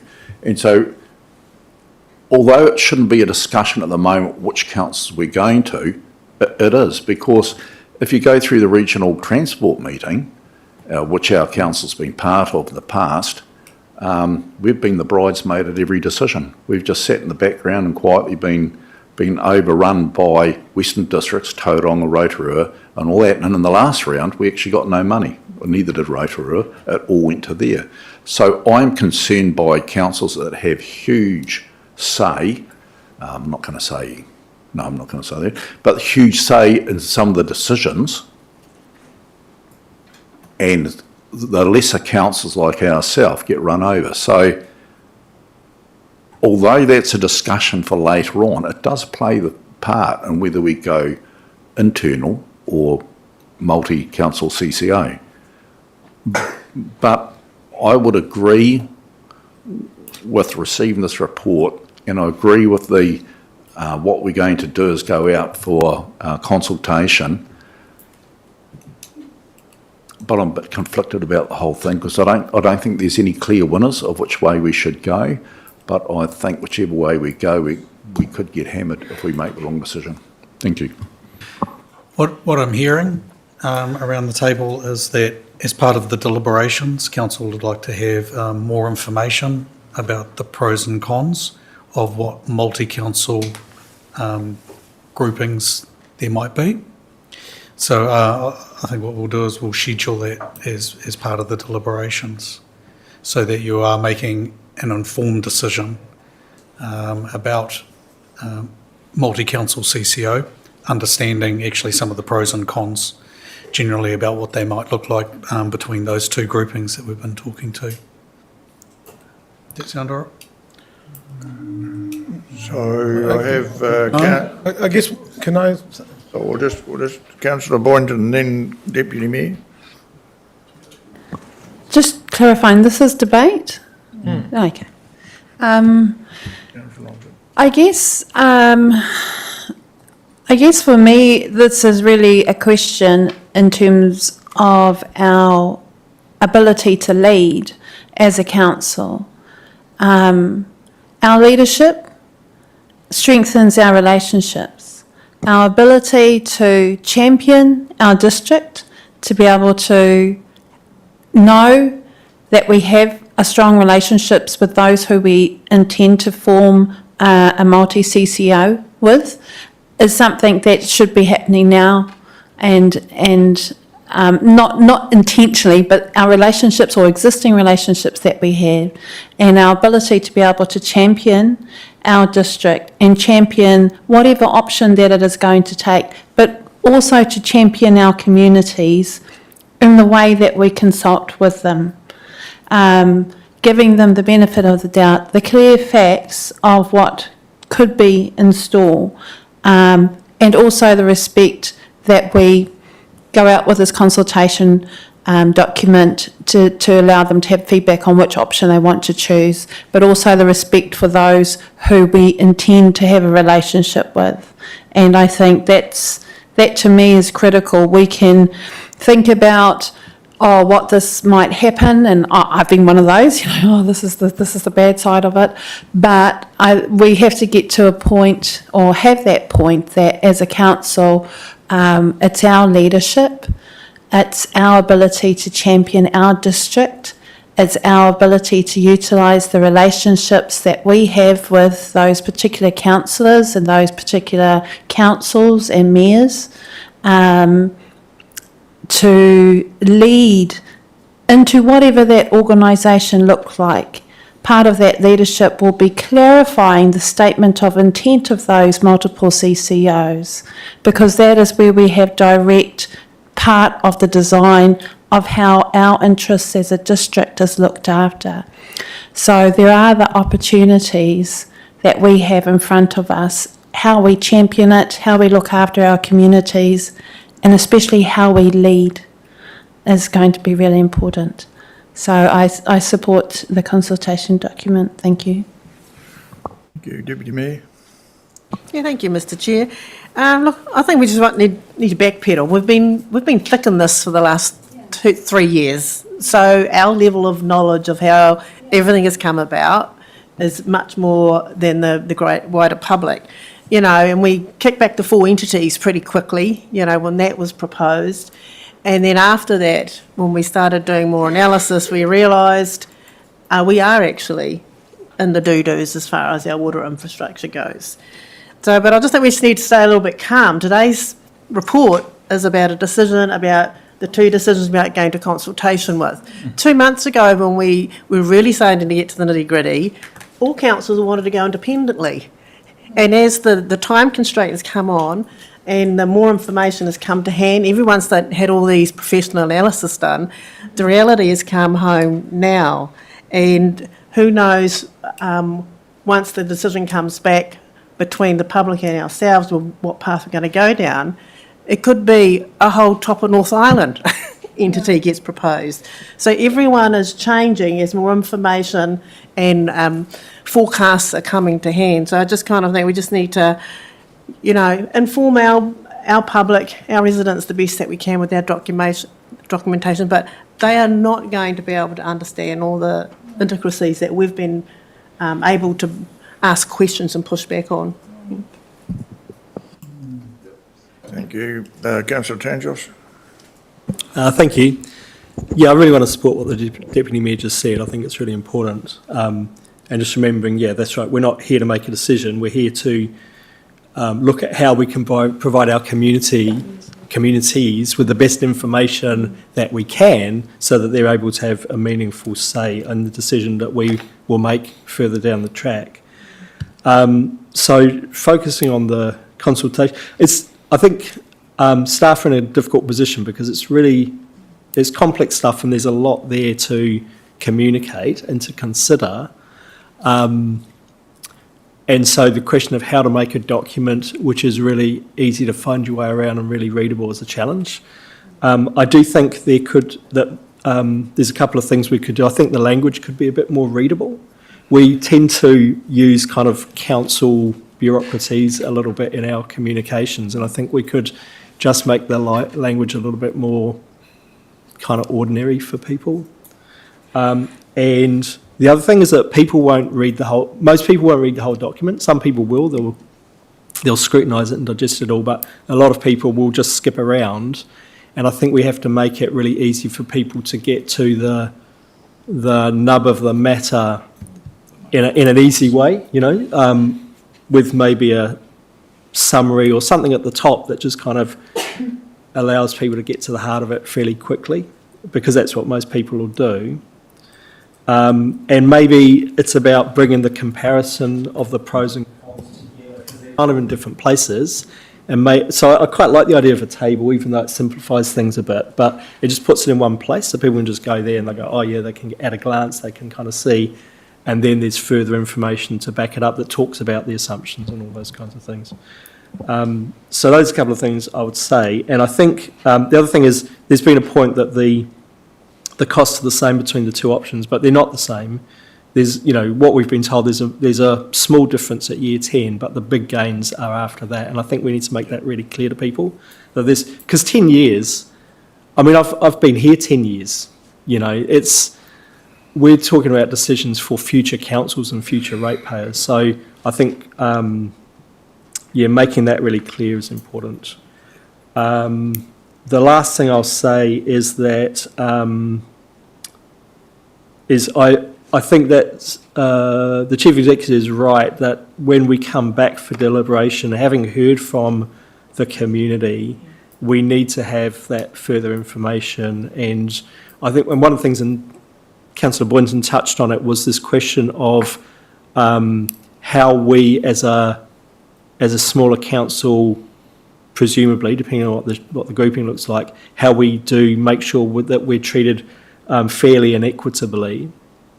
And I don't think, and this has come up before, but it's not like the Regional Transport Committee, because that's a political body with politicians making decisions based on the weight of their organisation. And this won't be that. It'll be a professional board making decisions about how do they meet the legislation, how do they meet their statement of intent, and those kinds of things. So I think that's quite right. How we need to be really clear, I think, in the briefings that we get in the deliberation stage, what are the mechanisms that we have to make sure that we get fair and equitable treatment. Yeah, thank you. Good points. So, Councillor James, have you got any comment to make, or Ed?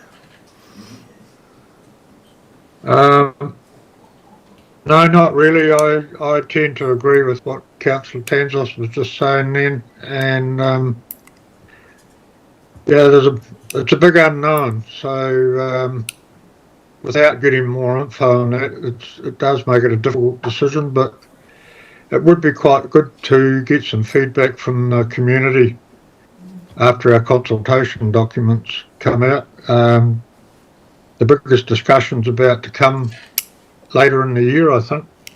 Thanks. Thank you.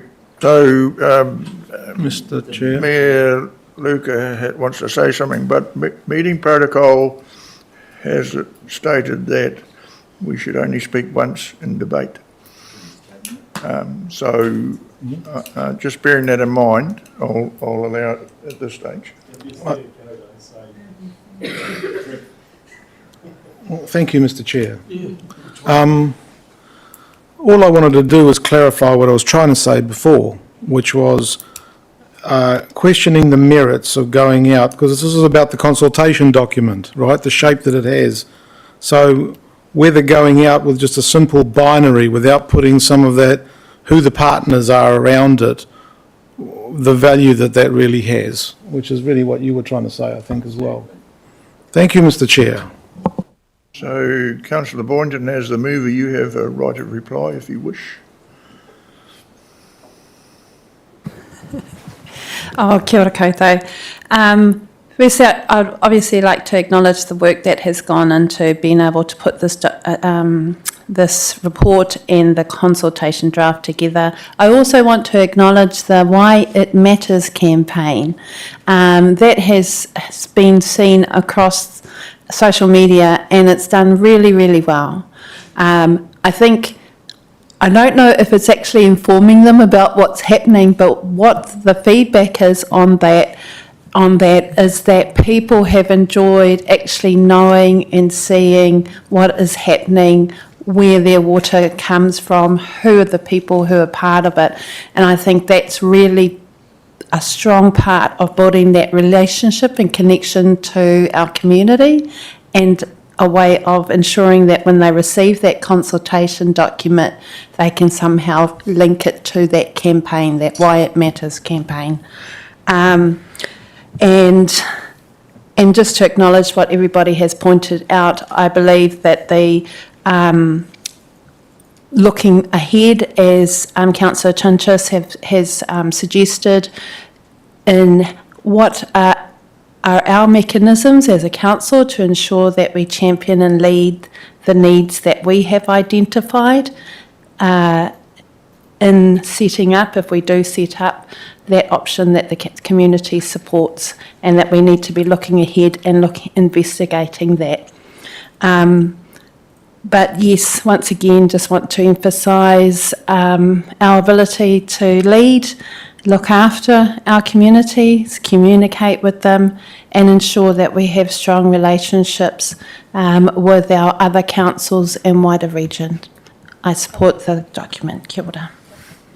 Thank you. We've given that report a fair work over, so we have a mover and a seconder. I'll put the motion. All those in favour of the recommendations, please say aye. Against, carried. So thank you, gentlemen, for your time today, and we'll catch up again, no doubt. Right, so we're now on to item 8.5, and it's on page 168 to 209, and Joe and Annie dealing with that.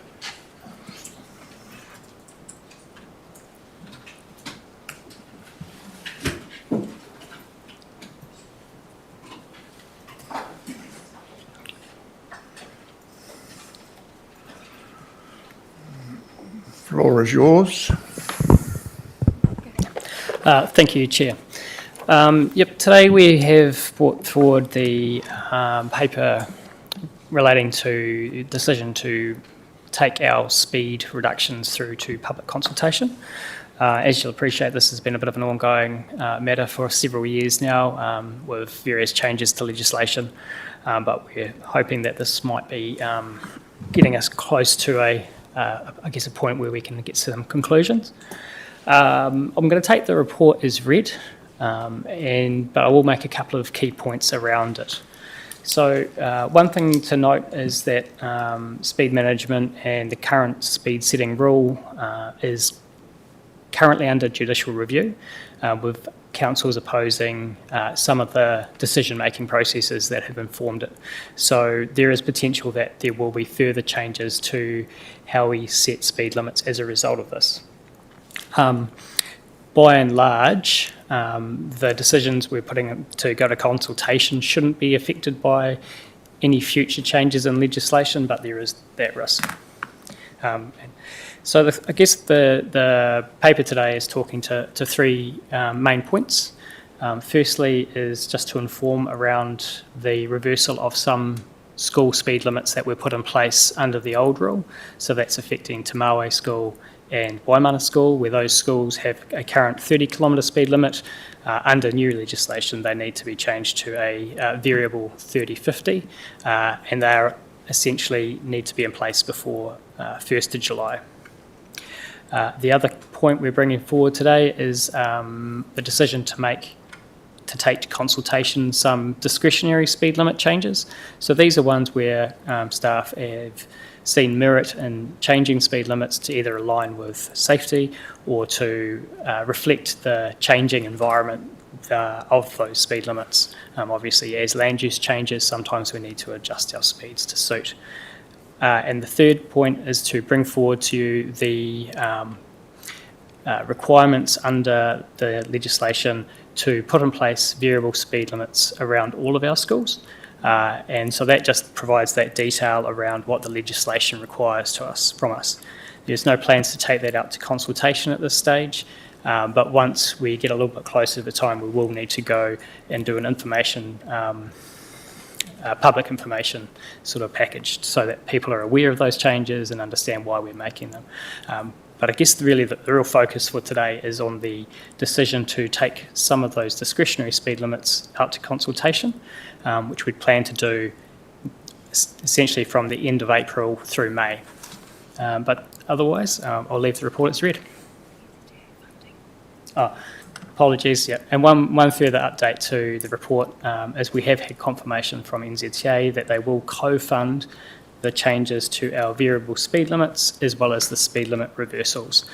So that reduces our cost by about 60%, which is obviously great news for our ratepayers. So, questions of clarification. I've got Councillor Dukes. Thank you, Mr Chair.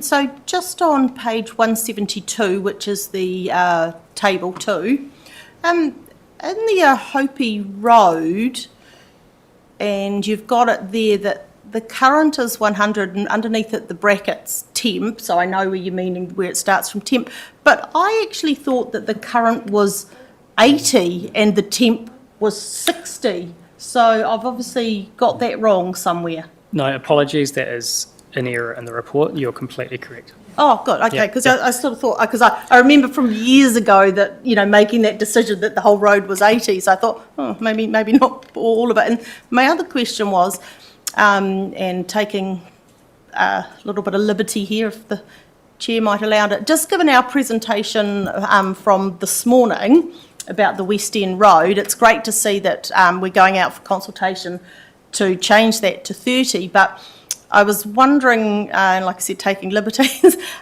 it possible to come back to us with a report and information about speed bumps, putting speed bumps down that road as well, whether it's 1 or 2 and where might be appropriate, just so we know what the cost or an alternative option to achieve that same result, if there might be a more cost effective, and please do not come back with planter boxes as an option, because that is an absolute nightmare for cyclists trying to bike down that road. Yep, I can appreciate your concerns there, Councillor. Just off the top of my head, rough costs for a speed hump in asphalt is about $30,000. There are cheaper ways we can do that using temporary ones, but what we've found is that the temporary ones actually cause quite a bit of damage to the pavement around that, and so it tends to lead to a much higher overall cost. So yeah, that is certainly something we can bring back to you. Yes, but you know, when we've had the, I don't know, maybe at the time of the consultation results, and that could come back as a, you know, part of it, because we've had consultation from the presenter this morning. Thank you. So we've got Councillor James and then Councillor Isles. Councillor James. Yeah, thanks, Joe and Annie, for the report. I know we're not quite at recommendations and that yet, but we are in questions. So I asked the question, is it possible that we actually bring in option 2, look at and have a discussion on option 2 rather than option 1, because I can see more merits and quicker decisions being made if we're able to, well, if we implemented option 2. I mean, Joe's already sort of highlighted that some of these discussions are actually under review at the moment, and that so things are going to change. We need to get on and make some quicker decisions, I feel. We're going to get to that, Councillor, so watch this space. I've got Councillor Isles. Thank you, Chair. Thank you, Joe. Thank you, Annie, for the report. Firstly, you know, it seems to be that it's a bit of a ping-pong game every time central government changes as to these speed reviews. You've said that we've got funding to what percent of 60%? 65%. 65%. So that's of the costs of implementing. Yes, that is ring-fenced for the schools and the speed reversals, so not the discretionary speed limits. Right, but it doesn't include any costs that we incur as a council for the work that you guys have to put into preparing this report, does it? Or preparing? We are able to put some of our costs to that, but not prior to the time when they made that decision. So we will put some of our internal costs to that as well. Cool. Okay, page 172, the speed restriction on Wainui Road is reduced down to, it says our boundary at Harrison Road, down to 80. But from Harrison Road through to the Matakarapu intersection is possibly the worst part of that road. Why can we not apply that to the intersection itself? That section of Wainui Road is under a Pauriki District Council's control, so we can't impact the speed limits there. We will have some conversations with the Pauriki once we understand the consultation results about what their appetite might be to follow suit with us, and if required, we can always delay the implementation of that speed limit to line up with a time frame that would work for them if they chose to go down that path as well. Okay, so you obviously haven't had a conversation with the Pauriki at this stage. At this stage, we'd like to get the public feedback just to understand how likely it is to go ahead. Right. There's already confusion out there as to why, and I've explained the boundary being the cut-off point, but it doesn't make sense. Okay, thank you. So Councillor Dennis and then Councillor Boynton. Thank you, Mr Chairman.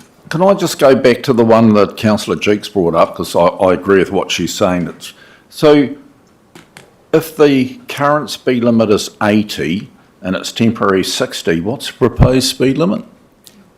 Would be to put the temporary 60 and make that permanent. Okay, thank you. If we go back up to the top of that, or the second line down on that table, on the same page, Reeds Road, you've got it from going 70 up to 100. Is that the wrong way around? So Reed Road's a bit of a different case from the rest of them. That relates to a previous decision. Well, we previously moved the signs back 500 metres to bring the signs where the speed limit changes closer to Ruatoki, because what we were finding is they were far enough away from Ruatoki that people were seeing the sign and not adjusting their speeds, and so it wasn't having any impact. So that's really about legalising the current signage. Okay, thank you. And just one more, Stu. This is the whole report we're making comments about. If we go into the diagrams when we have a look at Withy Road, I thought we agreed as a council last time we talked about that we'd make the whole of Withy Road 70 k's, but you've only got the unsealed section. Is that a mistake? It goes slightly beyond the unsealed section to a point where it sort of goes into the winding parts, but some of that is sealed, some of it's unsealed.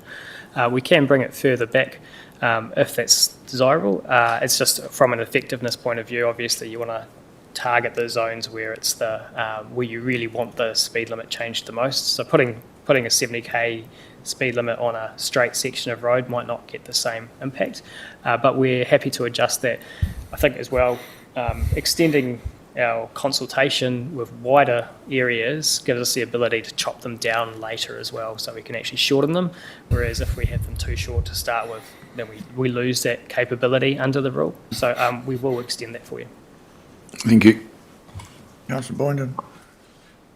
Oh, kia ora. Thank you for your report. I actually just have a question with regards to the page. Oh, sorry. It's to do with the schools that I identified on the maps. And I just had a question around Te Kura Kaupapa o Te Paro. And I noted that their speed limit is 30/80. Why is that when the other schools have a much lesser speed in terms of, I know it's 80, the other schools, I think it's the highest difference, but also too, Te Kura Kaupapa o Te Paro is the largest Kura Kaupapa school that we have in our district, with well over 300 students. In talking with the principal recently, she has said that she has let the council know of serious concerns around the speed there.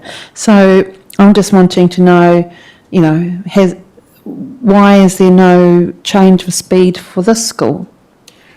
The simple answer, apology, it's probably a bit of a technical answer, is that the speeds are based on the road classification, and Para Road is classified as a rural road, so it requires us to maintain speeds that are 80 kilometres an hour. Within the legislation, we can only reduce them down to 60 if they're peri-urban, identified as peri-urban, or they're on tortuous or windy roads. So it's to do with what we're allowed to change within that setting of speed limits rule. So the other areas that you talk about, we say Galatea, for instance, or Thornton, they're all recognised as peri-urban areas within the road classification, and so that allows us to drop them slightly lower to that 60 kilometres an hour. But because of the classification on Parawa Road, which is rural, it means we have to, the 80 kilometres is the lowest we can set it outside of school periods. Are you, sorry, supplementary, so that's just defined where discretionary goes or doesn't go within the legislation? Yeah, there's quite a lot of, there's many rules around what speeds we can put on what locations, and so that's what we're sticking to with this. There is potential to review that classification for the road. Yes. However, we might get some pushback from NZTA on that if we chop and change our designations for the roads simply to put a lower speed in place. It's probably a red flag for them to look at it quite closely. Well, it wouldn't be simply to put a red flag in place. I mean, I think the whole kaupapa of the reducing the speed limits, I believe, from your guys and what you've presented, is to do with safety. And if you've got a school of 330 students who have parents picking them up because they're not in town, they can't walk home, it has been highlighted a concern for some time, so it's a high risk for those children and their families. Sorry. Thank you. If I can just add to it, just to make it really clear, the 30-80 does mean that during school times it will be a 30 km/h speed limit. The 80 is just the speed limit of the existing road outside of the school. And under the new rules, and like Te Mahoe and Waimana have to be reversed, we're no longer allowed to have 24/7 school speed reduced speed limits in place. They have to be variable and can only be in place during school times. So during school times, when the risk is present, the speed limit will be 30 km/h, but outside of school times, when that risk is not there or not as apparent, that's when it reverts back to the existing speed limit of the road. Thank you for that. No, the school has highlighted that, and in talking with the school, they know that very clearly, but they said because of the way that Parawa Road is, that 80 speed reduction into the 30 speed doesn't necessarily happen as quickly as it should. So that's why they've been raising concerns about the safety. So, but thank you. Deputy Mayor. Yeah, thank you. Hi Joe, hi Annalise.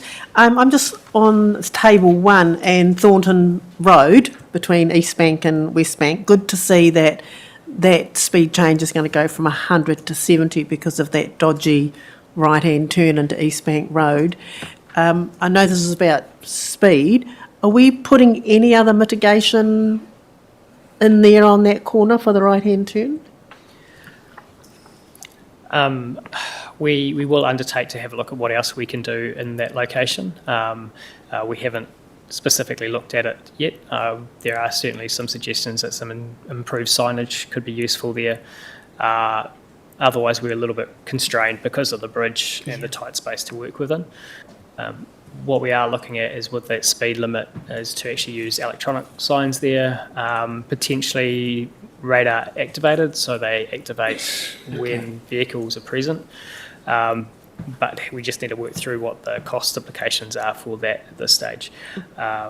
We have also had a request through for a mirror to be placed at the Thornton Road intersection, and so it's something we'll go and investigate as well as part of that. So it is a bit of more work to be done in that space. Lovely, thank you. Can I just follow on? Just one question. Isn't there already radar on that bridge approaches that as you drive to it, it tells you when there's cars approaching from the side roads?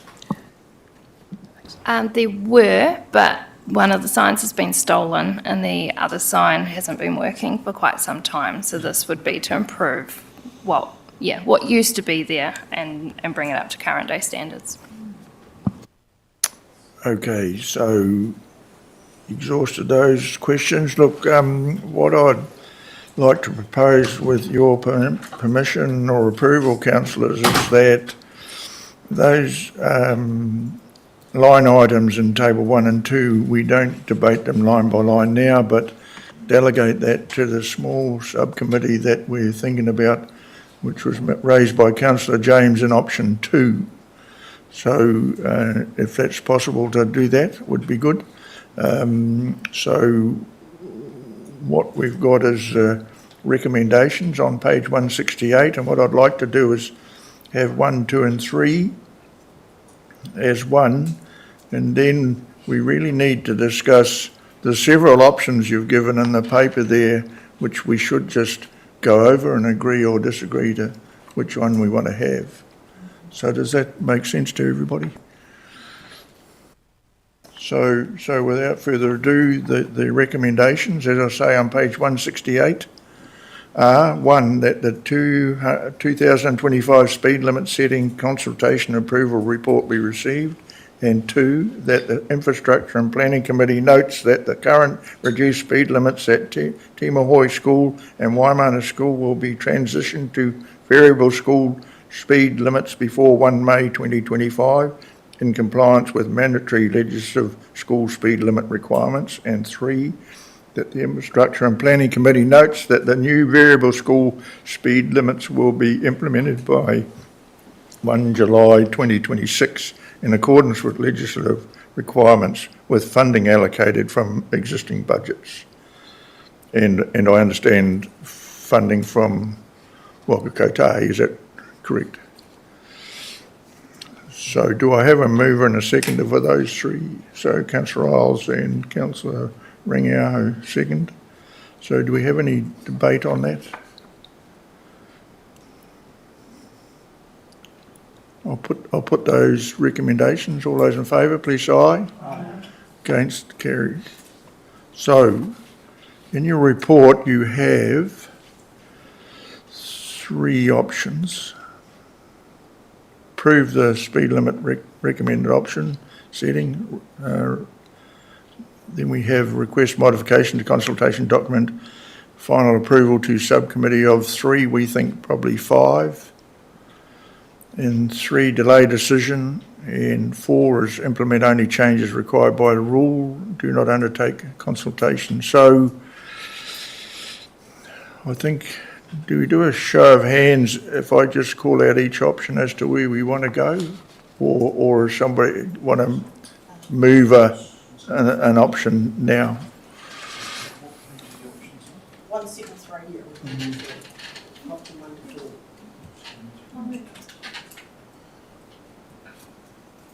Councillor Boynton. Can I move for option 2, and for 5 members on the committee, subcommittee? Thank you. Seconded, Mayor Luca. Do we need to state the names? Sorry. Do we need to state the names of 5, Mr Chair? We can get to that. Do we need to state any names? I mean, if councillors want to sit on that committee, the more the merrier. Yep. Okay, well, look, Say the number 5 then. we've got a mover and a seconder to go with option 2 is in the agenda, so under that report. So is there any further debate on that? It's a question of we've moved for 5. Do we want to have names now? Okay. Okay. Yes. So I understand that Councillor Dennis and Councillor Dukes. Sorry, Mr Chair, that includes the Mayor as ex officio as normal? Yes. So checking. I think aside from that'll be over and above the 5. So then we've got Councillor Boynton and Councillor Rangiaho. I'm okay, because if we have someone from Whakatane, if we have Julie everybody there, there soon? I mean, yeah, I was just wanting to make sure that we had, from the different ward areas, really. So I'll come to you in a minute, Councillor James. Councillor Tanzos was quite concerned that we didn't have any petrol heads on that authority, so I will keep my hand down, councillor. Councillor James. Yeah, I'd be happy to be part of that committee, coming from the rural side of it. Thanks. So just recounting, we've got Councillor Dennis, Councillor Dukes, Councillor James, Hi. Councillor Boynton, Councillor Rangiaho, and over and above Mayor Luca. Oh, well, we'll take your name. Oh, okay. So Taken myself off to okay, be able so- to cater for the 5. So we'll go with Councillor Isles. So have we got those names down? Yeah. So we're going to go with Mayor Luca, Councillor Dennis, Councillor Dukes, Councillor James, Councillor Isles, and Councillor Rangiaho. Thank you. Yep. The mayor's. Yeah. The mayor may or may not exercise his right to be on that committee. Okay, so we have a mover and a seconder, and so I'll put that motion. All those in favour, Councillor Townjoss. My apologies, I was just out of the room, and so this may have been dealt with, but I was just interested to understand what the process is, because just bearing in mind, I understand that these have got to be set by the 1st of May. So just, no? No, the other one. The Te Mahui and Waimana I School. see. All right, okay. It's the 1st of July. Oh, I see, okay. All right, okay. Yeah, I've kept this one separate so we can decide which option, Councillor. So you okay with that? Yep. Okay. So we're now. I guess what I'll do is I'll put the motion for option 2. All those in favour, please say aye. Aye.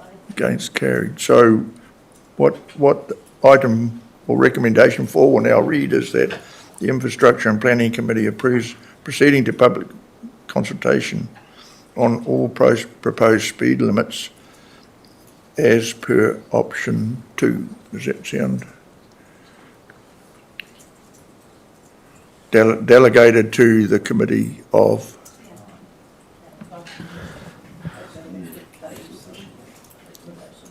Yeah, I guess just questioning whether you need that 4th resolution, because I think in improving the one you just did, that option says delegate final approval to the subcommittee. So I assume by default you've delegated to that group of people to make the decision and consult. So we don't need to say that in this resolution? Okay. Okay. All right, so I'll just read that again, that the Infrastructure and Planning Committee approves proceeding to public consultation on all proposed speed limits as outlined in tables 1 and 2 of this report. So do I have a mover? Second of that, Councillor Boynton, Councillor Dukes. Any debate? All those in favour, please say aye. Against, carried. Thank you, team. Now, are you both talking on the next one? So 8.6, thank you. Thank you, Chair. Yes, this paper just talks to the Arawa Bridge Street Roundabout and our plans to renew that in the coming summer season. It outlines some options there for how we go about that renewal, ranging from a very basic do minimum approach, a preferred option, and then a sort of all bells and whistles approach. Basically, this is an example of us value engineering our program to try and stay within the limited budgets that we've been available through the LTP. And we think we've landed on a reasonable option in option 2 that delivers 90% of the benefits without necessarily the full cost. So I'll just leave the paper as read at that point and take any questions. Questions or clarification? Councillor Isles. Thank you, Chair. Joe, just bearing in mind the fact that our funding is very, very, it's been reduced by, 13 million, would we be better off possibly just to leave this on hold until such time as, which would be, 2027 is when we go in for another round of funding, right? Yes, 2027 would be the next round. Potentially it could be deferred. Unfortunately, the pavement in this area it's already been deferred a number of years, and so it is starting to fail quite badly. Excuse me, Joe, can you bring the microphone closer, please? Sorry. So the pavement at this roundabout's failing quite badly already. So the longer we leave it, the more likely it is that we'll have to make a bigger investment in the future to actually remediate it. And obviously it has some known safety deficiencies as well on some very popular school routes for our kids. So certainly it's always an option to defer longer, but it will have consequences for future budgets. It's also worth noting that with the preferred option, because it's largely renewal work, a lot of that will be co-funded anyway. I think the numbers here, it's about 100,000 that'll come purely from the rates side of things, whereas the other components are funded through NZTA. And just to note that 100,000 is within the original local share for the full project that was in the LTP that's been agreed to hold until this options paper came forward. So it's not additional money, it is already budgeted for. It just obviously doesn't attract that NZTA subsidy that we would have hoped for when we put the LTP together. But because of the way we've value engineered it, like Joe mentioned, we're able to achieve a lot of the outcomes that we wanted from the full project, but utilising existing renewal budgets and only a small portion of improvement funding. Thanks for that, Andy. So just to be clear, it would basically be 100,000 would be impacted on rates. 100,000 plus 35% of the 260,000, but like I said, that's already, there's no new impact on rates. Everything within option 2 is covered within existing budgets, the existing renewal budgets, and 100 grand from the original local share from the original improvement project that was in the LTP. Thank you. Councillor Tangos. Thank you. I know, Joe, that you're aware of some of the aspirations of Otumakaukau community to have a PO or something there, and there's some talk about maybe being at the roundabout, but possibly other places. So I'm just checking that you'll be discussing with the community about kind of exactly how that, the design and how it's going to pan out and everything. Yeah, certainly there has been some discussions with that community around opportunities there. I guess that was going back to the last LTP and when we were fully funded for these projects. So obviously some things have had to be taken off the cards in that regard. But we'll continue to work with that community forward their aspirations and incorporate it within the designs where we can.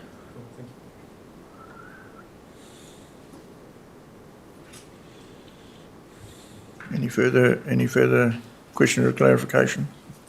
Mayor Luca? Just going back to Councillor Isles' point about trying to squeeze a bit more out of it.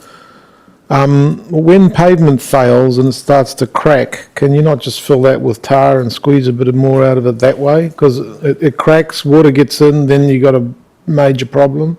Can you not get a bit more out of it just by patching it up? Certainly we can patch the cracks and potholes as they appear, but with this particular roundabout we've got other points of ingress, so the islands around where the curbs are damaged and also the centre of the curbs aren't filled, they've got gardens in them, so we're finding we're getting water ingress through that. So to actually stop that water ingress would be quite an expensive undertaking anyway on its own, and certainly when we replace things like curbs it's best to do it in line with those rehabilitation projects because you get a longer life out of them and obviously prevent a bit of rework. I guess one way to look at it is if you look at it purely on the cost basis, if we were to delay to the next LTP and it was NZTA funding, it would save council approximately 60,000 because that would be the amount that we could get co-funded. I would imagine we would quite easily spend 20 to 30,000 on just minor repairs in between now and then also we've got to consider that the price of things will likely go up between now and then as well. So I think that the benefit in delaying would be quite limited even financially. Thanks. No further questions or clarification? The The recommendations are on page 210. Are we comfortable with recommendation 2 for option 2? Okay, so I'll read them. That the Infrastructure and Planning Committee receives the Arawa Road / Bridge Street Roundabout Options Assessment Report, and 2, that the Infrastructure and Planning Committee approve option 2 comprising rescoped lower cost improvements with the surfacing renewal of Arawa Bridge Street Roundabout. Mover and a seconder, please. Councillor Tangos, Councillor O'Brien. Any debate? Councillor Tangos. Thank you. I just want to say I think it seems false economy to not proceed, and I just wanted to thank you guys for facing some budget restrictions because of the changed government policy and finding a way to do some important renewals with the limited budget that we have. So yeah, nice work. Thank you. Councillor Boynan. Yes, just want to thank you for the report and also to acknowledge that the constraints of the budgets, but glad that it will go ahead, seeing that it is long overdue, and also so that we have balance in our whole community. We've seen huge investments go into other areas of roundabouts and other streets over the last couple of years, and this project has been deferred and delayed. So even though it may not be the full investment, I think our residents in that area do need to see that they too are warranted that need and those improvements, and just being part of looking after all our communities, and that they know the council is looking after them. Thank you. Councillor Wiles. You preempted me at my response, did you? Thank you, Chair. Yeah, okay, I'll support it. But I mean, I think also we've got to be very aware that we do really try, or we've got to try, and we've got another report coming up after this one where we want to be spending more money. And I think, we see exactly where the world stage is at the moment with our mate in America doing, highs and lows.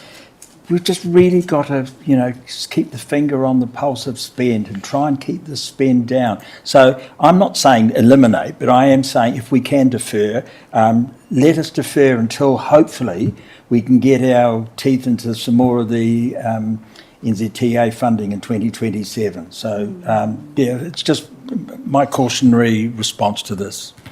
I guess the issue is, and it's been raised by Mr Metcalf, is that repairs, if left undone, cost more, and we'll spend a lot more money. And I think the opportunity to press pause may well be in the next item, but I can't preempt that. So I think it's important to get, because apparently if water gets under the seal, then you're in real trouble. And so I think that's where we are.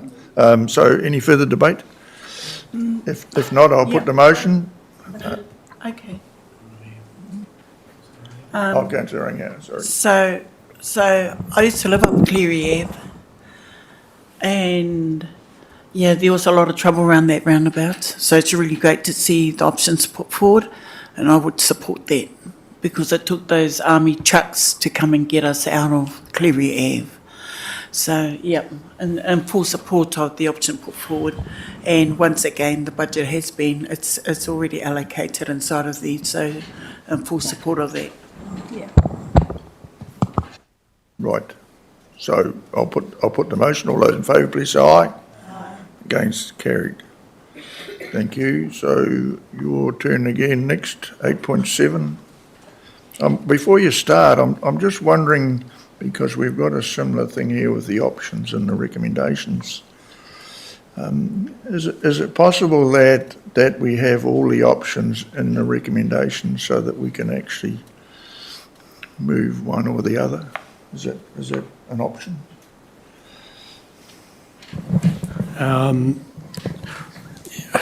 I guess it's the dilemma, isn't it? Because I think as officers, we'd prefer to give you an indication of what we think which option you should go for. So it's a matter of just recording them there so you can, for easy reading, we can probably work on that. But I think I would prefer to be able to, as officers, to give you a recommendation as best we can, rather than just give you 2 or 3 and leave it to you. Okay, I'm just thinking about how we dealt with the speed thing where we had several options and we've got several options here too. Do we take that recommendation separately rather than have it bulked in together? Okay. All right, so right. Carry on, please. Thank you, Chair.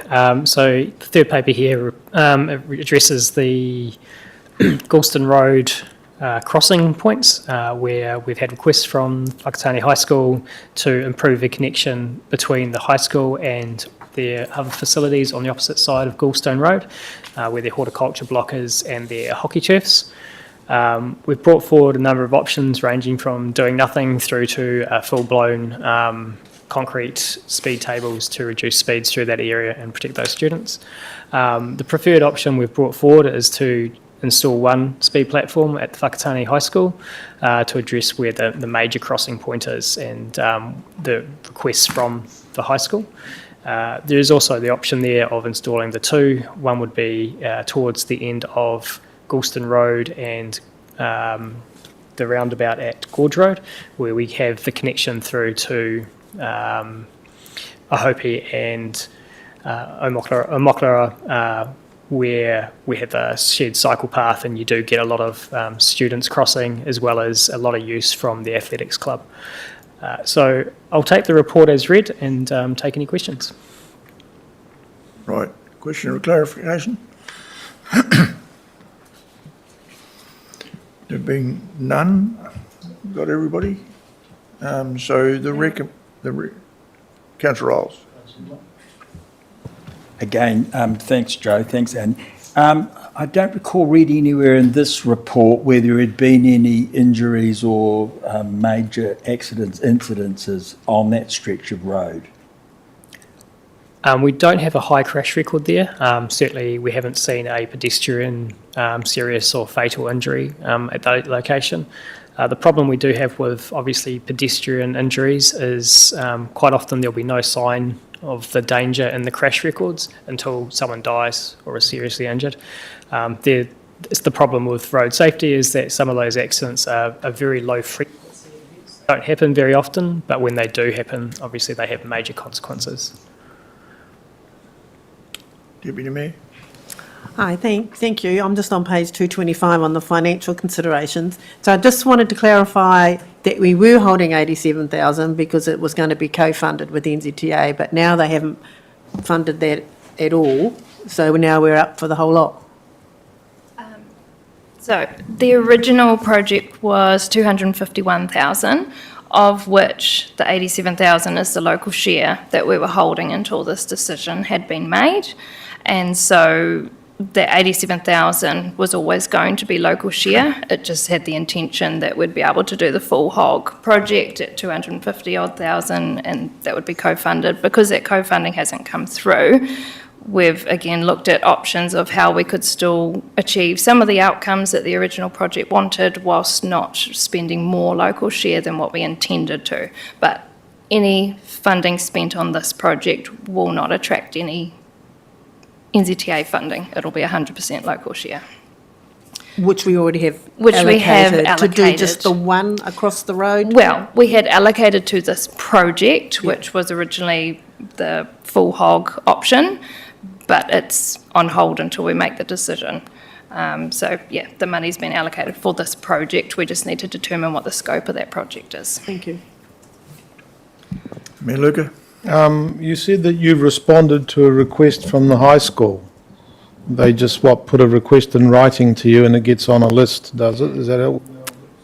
So the way our improvement projects work is there's a number of ways that projects get identified and put on there. It can be where we've got ongoing maintenance issues. An improvement will create lower whole-of-life costs. It comes through RFSs, through active whakatane consultation, or through people simply making requests, like what we heard this morning with West End Road. So as we sort of touch on in the discussion area of this paper, we have a massive and currently growing number of requests for these types of infrastructure. We've currently put all of that funding on hold because we didn't get any additional funding from NZTA, but this particular project, when we went through the outcome, the options of the lack of NZTA funding in line with the LTP, this project was requested by the councillors to come back with an options report so they could determine whether it also went on hold or whether they did something. So this project has been around for a number of years and it had made its way up to the top of the list for various reasons. But in the meantime, we do continuously add to that project prioritisation database, and we do have a number of other roads with similar types of situations that we've got identified. Right, because I've had a few requests, so I will suggest that they write to you. Yeah. If it's some of the ones we've spoken about before, they're already on our list, but yeah, certainly we always welcome feedback from the public for any areas where they'd like to see improvements. Thank you. So we have recommendations on page 219 now. Once again, recommendation 2 has option 2 in there. Oh, sorry, Councillor Dennis. Just two queries, please. What's asphaltic concrete? Is that the concrete, or is that the asphalt, or is it what? That is asphalt. Same as what you got in Matata? Yes. Okay, that's good. And I am pleased that you've done a conservative approach and you're looking at just one rather than two, so that's good. In the design picture, it shows that you've actually got a piece that comes out from the curb. Where outside of school where a lot of kids are cycling, is that going to be dangerous? Because it's been dangerous in the past where people have hurt themselves. Typically, it wouldn't be in this location because there's quite a high occupancy for the car parks next to it. So the idea of those islands is to get people past the parked vehicles so they become more visible. So obviously, if there's cars there, then cyclists are already going to be in that live lane. I've cycled there a number of times myself and understand how scary it can be through there, especially with doors opening and everything else. But yes, this shouldn't make it any better or worse during those peak periods. Okay. Councillor Tangos. Thank you. It gets a bit chaotic there when, it's school drop-off and pick-up times. People coming out of cars and crossing all over the place. So I see the value of having something in place. I suppose my question is, are the kids going to use them, or will they just continue to get out of their cars and randomly cross the road wherever they are, do you think? There's probably a little bit of both. I think particularly in the pick-up and drop-off times, you're probably right, there will be a lot of kids who will still cross where they do. I mean, teenagers are teenagers. But obviously the purpose of the crossing is twofold. It's to provide that point of crossing for them, but it's also to slow the speeds in that vicinity as well. So if we can achieve the slower speeds, then hopefully even if they're not using the crossing point, it will still improve the safety. And of course, the other purpose is when they're crossing between facilities, they tend to come out the school's main gate, and then hopefully the teachers will also be directing them to cross at that location outside those sort of peak areas. Councillor Boynton. Just a question, because just looking at the photo and where the location of the crossing is, with the two sort of driveways there of the school entrance, and then you've got just beside it also another driveway, which if that's towards where the rest home is, there might be multiple cars in that. Will that create congestion in the location it is? Because a similar thing happens with Upanui School on McAllister Street, because you've got the crossing not far from the entrance of the school, and then you've got a road there as well. Is that part of the consideration of where the crossing is located? Certainly, we have looked at those vehicle entranceways. Yeah. Typically, I mean, there will be a few vehicles coming in and out of those, but we wouldn't expect it to have a major impact on the congestion. And also, that location does provide the added advantages. It makes use of those driveways as clear zones, so that we don't have to remove as much parking, because obviously vehicles can't park in front of them. Yeah. So we don't have to yellow mark places that would otherwise be available for parking. So, there's been some consideration to that location, and also it is preferred from the school because it is directly adjacent to where they expect most of their students to be coming out as well. Okay, thank you.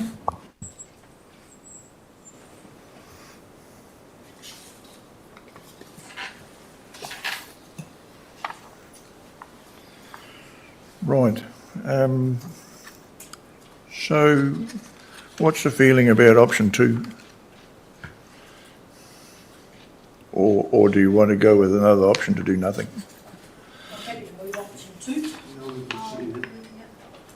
Okay.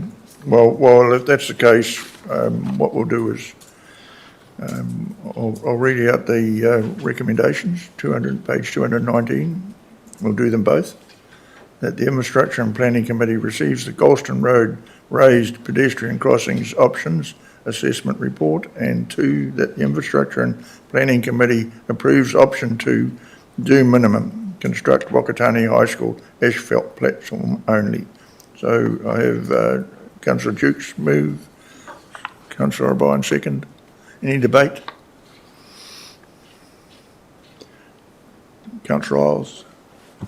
Can I just have, without flicking through all this, the exact cost over and above what's already allocated for option 2?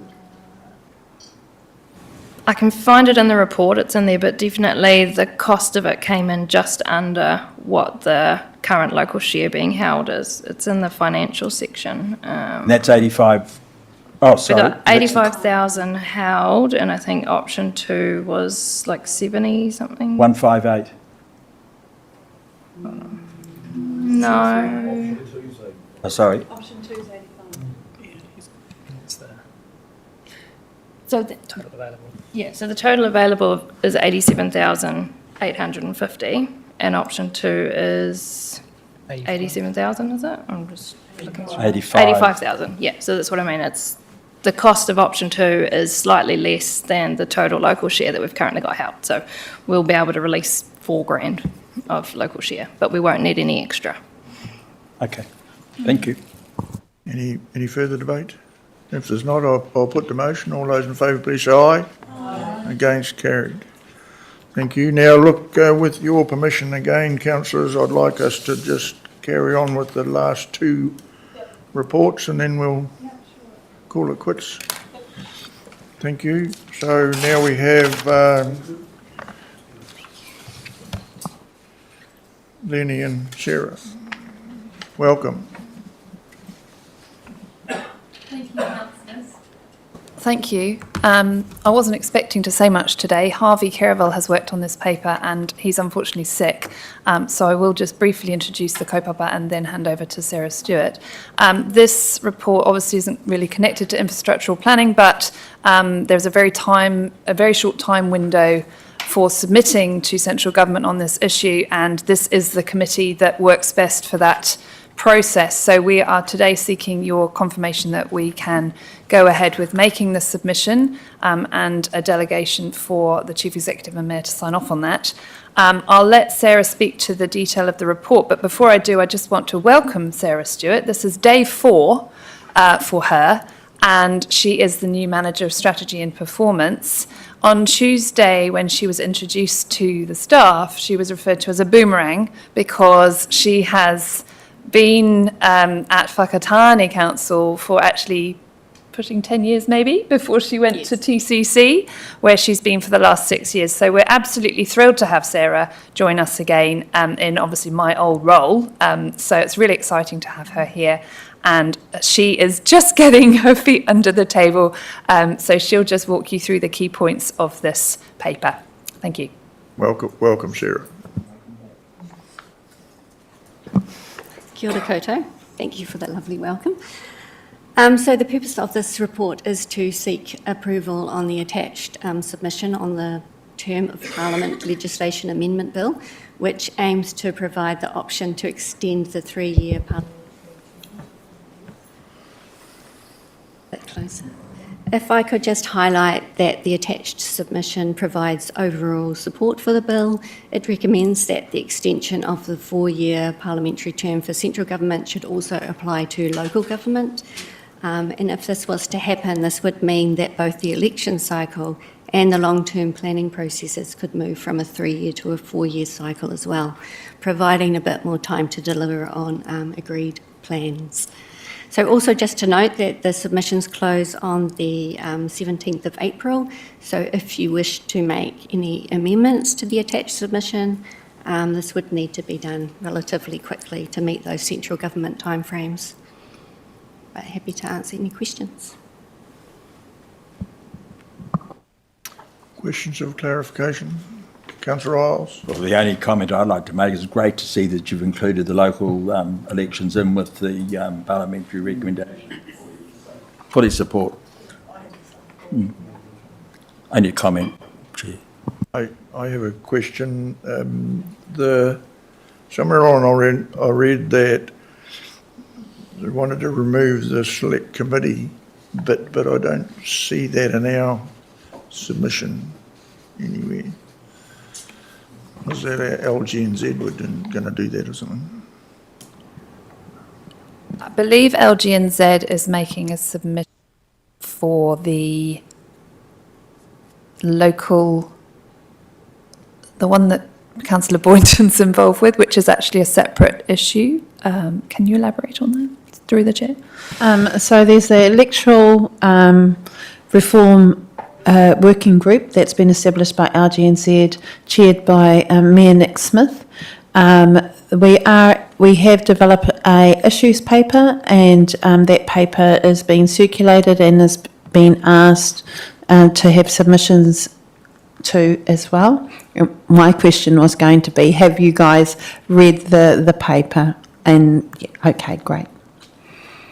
Yes, and I believe the decision was discussed that individual councillors would be encouraged to make their own submissions of support to the LGNZ one, but this is quite a separate. This is separate. Yeah. This is a separate but yes, that's the group that is doing that work in terms of being able to gather the position of local government around the 4-year term, but it also has quite other options in terms of local government, in which we can also put forward if there is going to be legislation. If local government is asking for us to align with this current bill, that we also are able to look at how the voting system and all of those other things. So that's where that's at. But supportive of the shift to 4-year term. It would also require it to be a referendum, or otherwise it would have to receive 75% of the House. So it would be a national referendum. Kaupapa, is that correct? Thank you. So I have Mayor Luca and then Councillor Tanchos. This seems like such an obvious thing. It's probably been lurking around for years and years. Why is it that it's never quite got over the line before? Because that's the referendum. You need the 75% political support, and have we never had a referendum? I don't have. Not on this. No. People hate the idea. It's the cost of referendum. Yeah. Right. Councillor Tanchos. I was just following up from the chair's question, because I didn't hear what I thought was the answer, and what I'd understood is that it's not in the cover letter, but it's in the actual submission, right? There's point 4 talks about a 4-year term without conditions would provide more clarity. So it's in the submission, it's just not in the cover letter. Thank you for pointing that out. Having not had Harvey here today, he probably would have answered that question a lot better. I think the piece, from my understanding, and you might be able to answer this better, Sarah, is that there's a piece in the bill which is around reviewing each time a new government comes in, which the submission that we have put up today opposes, because actually the feeling here is that consistency and clarity from the outset would make it a whole lot easier. Yeah, it'd be And- crazy. Every term you wouldn't know how long it was going to be. Yeah, that's what our submission is designed to suggest. Thank you. Okay, any further points of clarification? So the recommendations are on page 227, I'll read them out. 1, that the Infrastructure and Planning Committee receive the submission on the term of Parliament, enabling a 4-year term, legislation amendment bill report, and 2, that the Infrastructure and Planning Committee approves the submission from Whakatane District Council to the Justice Committee as attached to this report, option 1, and 3, that the Mayor and Chief Executive be delegated authority to finalise and approve Council's submission on the bill should further changes be required. So have a mover and a seconder. Mayor Luca, Councillor Tangos. Any debate? Pretty straightforward, really. Good submission. Thank you. If there's no debate, I'll put the motion. All those in favour, please say aye. Aye. Against, carried. Thank you, ladies. So, last item today, 8.9, on pages 235 to 252 of your agenda. So, David, are you carrying that or Annie doing it? I will. I'm Thank you. grateful for Andy to be here. Yes, so again, this report is really just an update for you so you can see how we're delivering our Capex heading towards year end. Good to see so many greens there. I think we're doing pretty damn well, particularly in the roading team. I think pretty well everything that was planned for this year in the Capex will be delivered, acknowledging there's a reduced program. Just, I think one thing to note in the report, under 4.225, just to note that we are proceeding ahead of, I guess, a normal program to put in the UV systems for Otamahi and Johnson Road water supplies, and that is to be able to then remove that annoying red dot that we always give you around non-compliance for those two schemes. That will hopefully deal with at least part of that compliance program that we're trying to improve on. Other than that, I'm happy to try and answer any questions. Questions of clarification? Councillor Dennis. Page 239, under 8.9. Those backflow preventers, am I in the right agenda? I've just got to keep checking. I sometimes get it wrong. If you have a look at the picture on 239, you'll see that some of these things are done parallel to the fence and some of them are done opposite the line of the fence. We had an incident recently at Matata when you turned right into the causeway road to the beach, where the person had put it against the flow of the causeway, so it was sticking out. And actually the next day the guys there changed it around, because if a caravan had turned into there, like it's got a motor camp down there, they would have taken the whole thing out. I also had a complaint, can't remember when it was, last night or the night before at an evening meeting, that it's actually around the district, it's happening quite often, where they're actually not placing it parallel to the fence line or to the road line, they're doing it opposite. And there's a lot of people scared they're going to hit them as they turn into driveways, etc. Like, is there a possibility of actually making sure the alignment is done properly? Yeah, I'll ask the manager of Three Waters around that, and I'll take the point, and we'll see what we can be done about it. When I talked to the guy when he was changing the one at the Causeway Matata, he was going to do it at his own cost because it was so obvious it was part way out onto the roadway, but it was in the opposite direction. It wasn't, yeah. Okay, So, noted, yes. yep. I've had some complaints along the similar lines as to the positioning of these things, but I guess it's not really relevant to this, but make a note. I don't know if they can be changed or not. Councillor Riles. Thank you, Chair. Again, just referring to item 4.1.2. Thank you. Great to see that we've been able to keep them in as per the work schedule And my only question to you, Annie, would be Matahi Valley Road, all those sections are actually within the... I've lost them. Special purpose? Are you Special purpose, sorry, yeah. No, they're all the local road sections. So you're all below the score? Yes. Right. Yeah.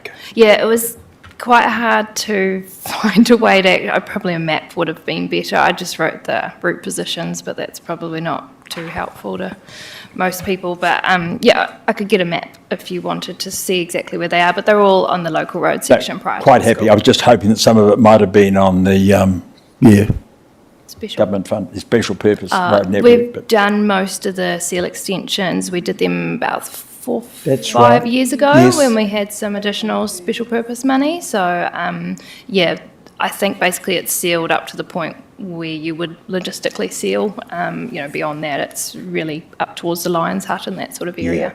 All the areas by the majority of houses on the special purpose road have been sealed. So this still leaves a fair portion of Matahi Valley Road still unsealed though, doesn't it? I had the figures handy because we were looking at it. And so what we have decided to do, which we'll come back to see where we land with it, is as part of the planning and investigation stuff for these seal designs we were looking at, I think there's only about maybe 1.5 km of unsealed left. There's not a lot of, if any, houses on that section, so technically it does meet the criteria for sealing, but we were also going to just look at it from a whole of life cost point of view in terms of, while there's a crew established, is it the lower overall cost to get that small section sealed or not? So we're just looking at that at the moment, and we'll see where the costs lie with regards to budget, and if there is any potential changes, we'll come back to council for a recommendation. Thank you so much on behalf of the residents. I know that they... one more supplement, if I may, Chair. With regard Withy Road, with the subdivision that's going ahead, or has already gone ahead on Withy Road, will we be looking at possibly development contributions from the subdivision to hopefully seal some more of Withy Road and those new roads that were named in the last... So I did touch on it, I think, in that section of the report towards the end. So for the section of Withy Road that's scheduled to be sealed, there is some development financial contributions that can go towards some of the local share for that work. All the new roads and new sections, they will, you know, now that they're coming on stream, they'll get added to the prioritisation list and they'll make their way, you know, up the list as work is done. Okay. Not on Withy Road, on all the seal extensions. And I guess at some stage we're going to have to review that prioritisation list again, aren't we? Yes, so every 3 years, every 3 years we review the policy and just, you know, sense check and make sure if there's any changes. And actually, sorry, I've just remembered, I think those new roads off Withy Road were private roads, so we wouldn't be sealing them. I'm pretty sure when we named them, they were private roads. They're in the hilltop subdivision. Thank you. I have Deputy Mayor, Councillor Dennis, and then Mayor Luca. Thank you. Thank you, Mr Chair. I'm on page 241, 4.2.7 Hinimoa Street upgrade of the stormwater. It's a little bit of a concern. This has already been way behind schedule. There's a mountain of people there. On the backside, we've got District Council. On the riverside, we've got Regional Council. To read corrective actions required by the contractor with a further delay. Delays normally mean more cost overruns.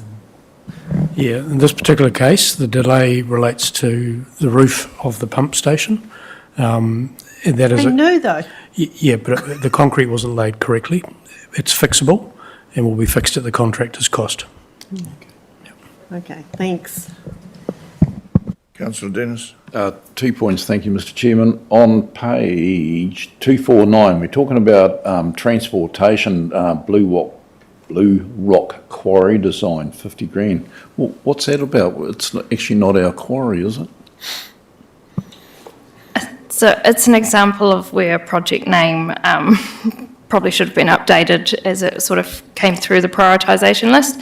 That's actually the significant resilience improvements along Taneatua Road, but in particular there's an area more towards the Blue Rock Quarry entrance and then another area more towards the place we call Red Devon Curves. So they'd kind of just been named that to distinguish between them, but it's more correctly referred to as the Taneatua Road resilience improvements.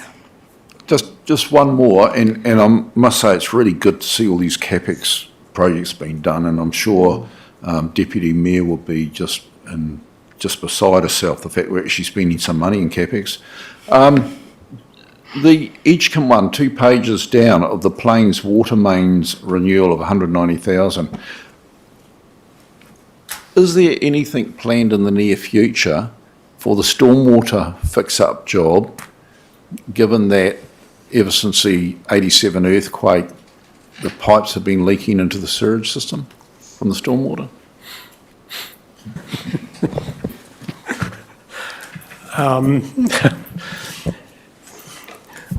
The simple answer is I'm not sure what the latest plan is. I know in terms of our water strategies work, the whole Edgecombe wastewater system is part and parcel of that conversation. So the stormwater infiltration of that system would be part of that conversation as well. So it's a bit of a waffle answer, but I'll go and check if there's anything in particular planned in the next year. I'm not sure it is. I think it's going to get wrapped up in the strategy and then what we do from there. I'll find you an answer. It's just that the turn of the last century, everyone's skiting about how it was a quarter of a century, and now we're coming up.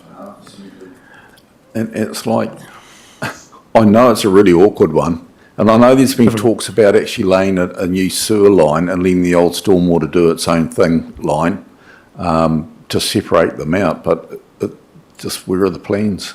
Yeah. But, I'll come back to you. Yep. Thank you. Mayor Luca? On page 238, where it talks about the water main renewals, it says, we are leveraging the supply panel approach to streamline procurement, creating efficiencies and awarding work and completing planned renewals. And then you say that the panel has been renewed for another 3 to 4 years and now includes 4 contractors. Is DrainTech a local company? Yes. And what is leveraging the supplier panel approach? What do you mean by that? Because I think we've had some discussions about deficiencies of these panels as to who's actually on it. Because there are a lot of locals seem to not know how to be on a panel. Yeah, so and whether it should be advertised or stuck on a web page. Yeah, so most of the panel suppliers are actually local companies. Actually, that's who's on there. As I think we've talked about, if there's anybody who feels they should be and aren't, then just make contact. Yeah, because we can. There's a process to go through.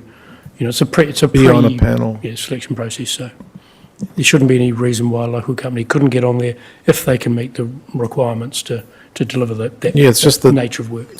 People that have talked to me have said, well, I didn't know how to do it or whatever. So just to make sure that, which is why some sort of advert would be useful. But anyway, we'll take that up later. Yep. I think staff have been quite proactive in inviting contractors to meetings for this sort of thing. So I know they do look after locals, and you can. There's been training sessions about getting on the list. And if anybody, sorry, Mr. Chair, if anybody is approached by a contractor who is interested in getting involved, just advise them to register with GETS, and then they just get notifications and they're location specific. Yeah. Councillor Dennis. Just the last one from me, 7.4 climate change assessment number 1, the likely impacts, flood, drought, storms, etc. of climate change in the Eastern Bay of Plenty. Just, is it possible the Manager 3 Waters to, or Executive Manager 2 Infrastructure to actually update us on the situation with the Aotearoa? A staff member mentioned to me the other day that we had that big debris flow event and it dropped 10,000 cubic metres down the streams, and it cost us something like 140,000 to repair the damage. But there's some talk that the rain last Thursday did the same thing, and so that's doubled. So is my query is, what do you think the likelihood is of how much it's going to cost?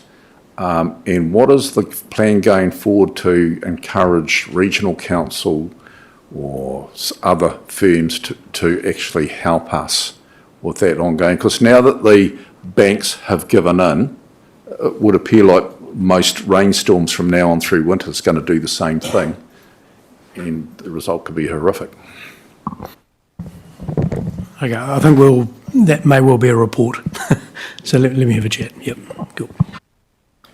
So if there's no further questions of clarification, the recommendation is on page 235 of our agenda, and that is that the Capex Delivery Update Report April 2025 be received. Do I have a move and a seconder for that? Mayor Luca, second. Councillor Dennis. Any debate? Pretty straightforward. All those in favour, please say aye. Against, carried. So that now concludes our meeting, and we'll close it with a karakia from Councillor O'Brien. Thank you, Councillor. Kia ora tata. Kia tau kia tata katoa, kia tau whai o tata ariki, i ukareiti, te aroha te ato, te whiwhinga tahitangi, te wairua tapu ake. Amen. Kia ora tata. So, and your spirit of debate today, we've covered a lot of ground, so thank you for that.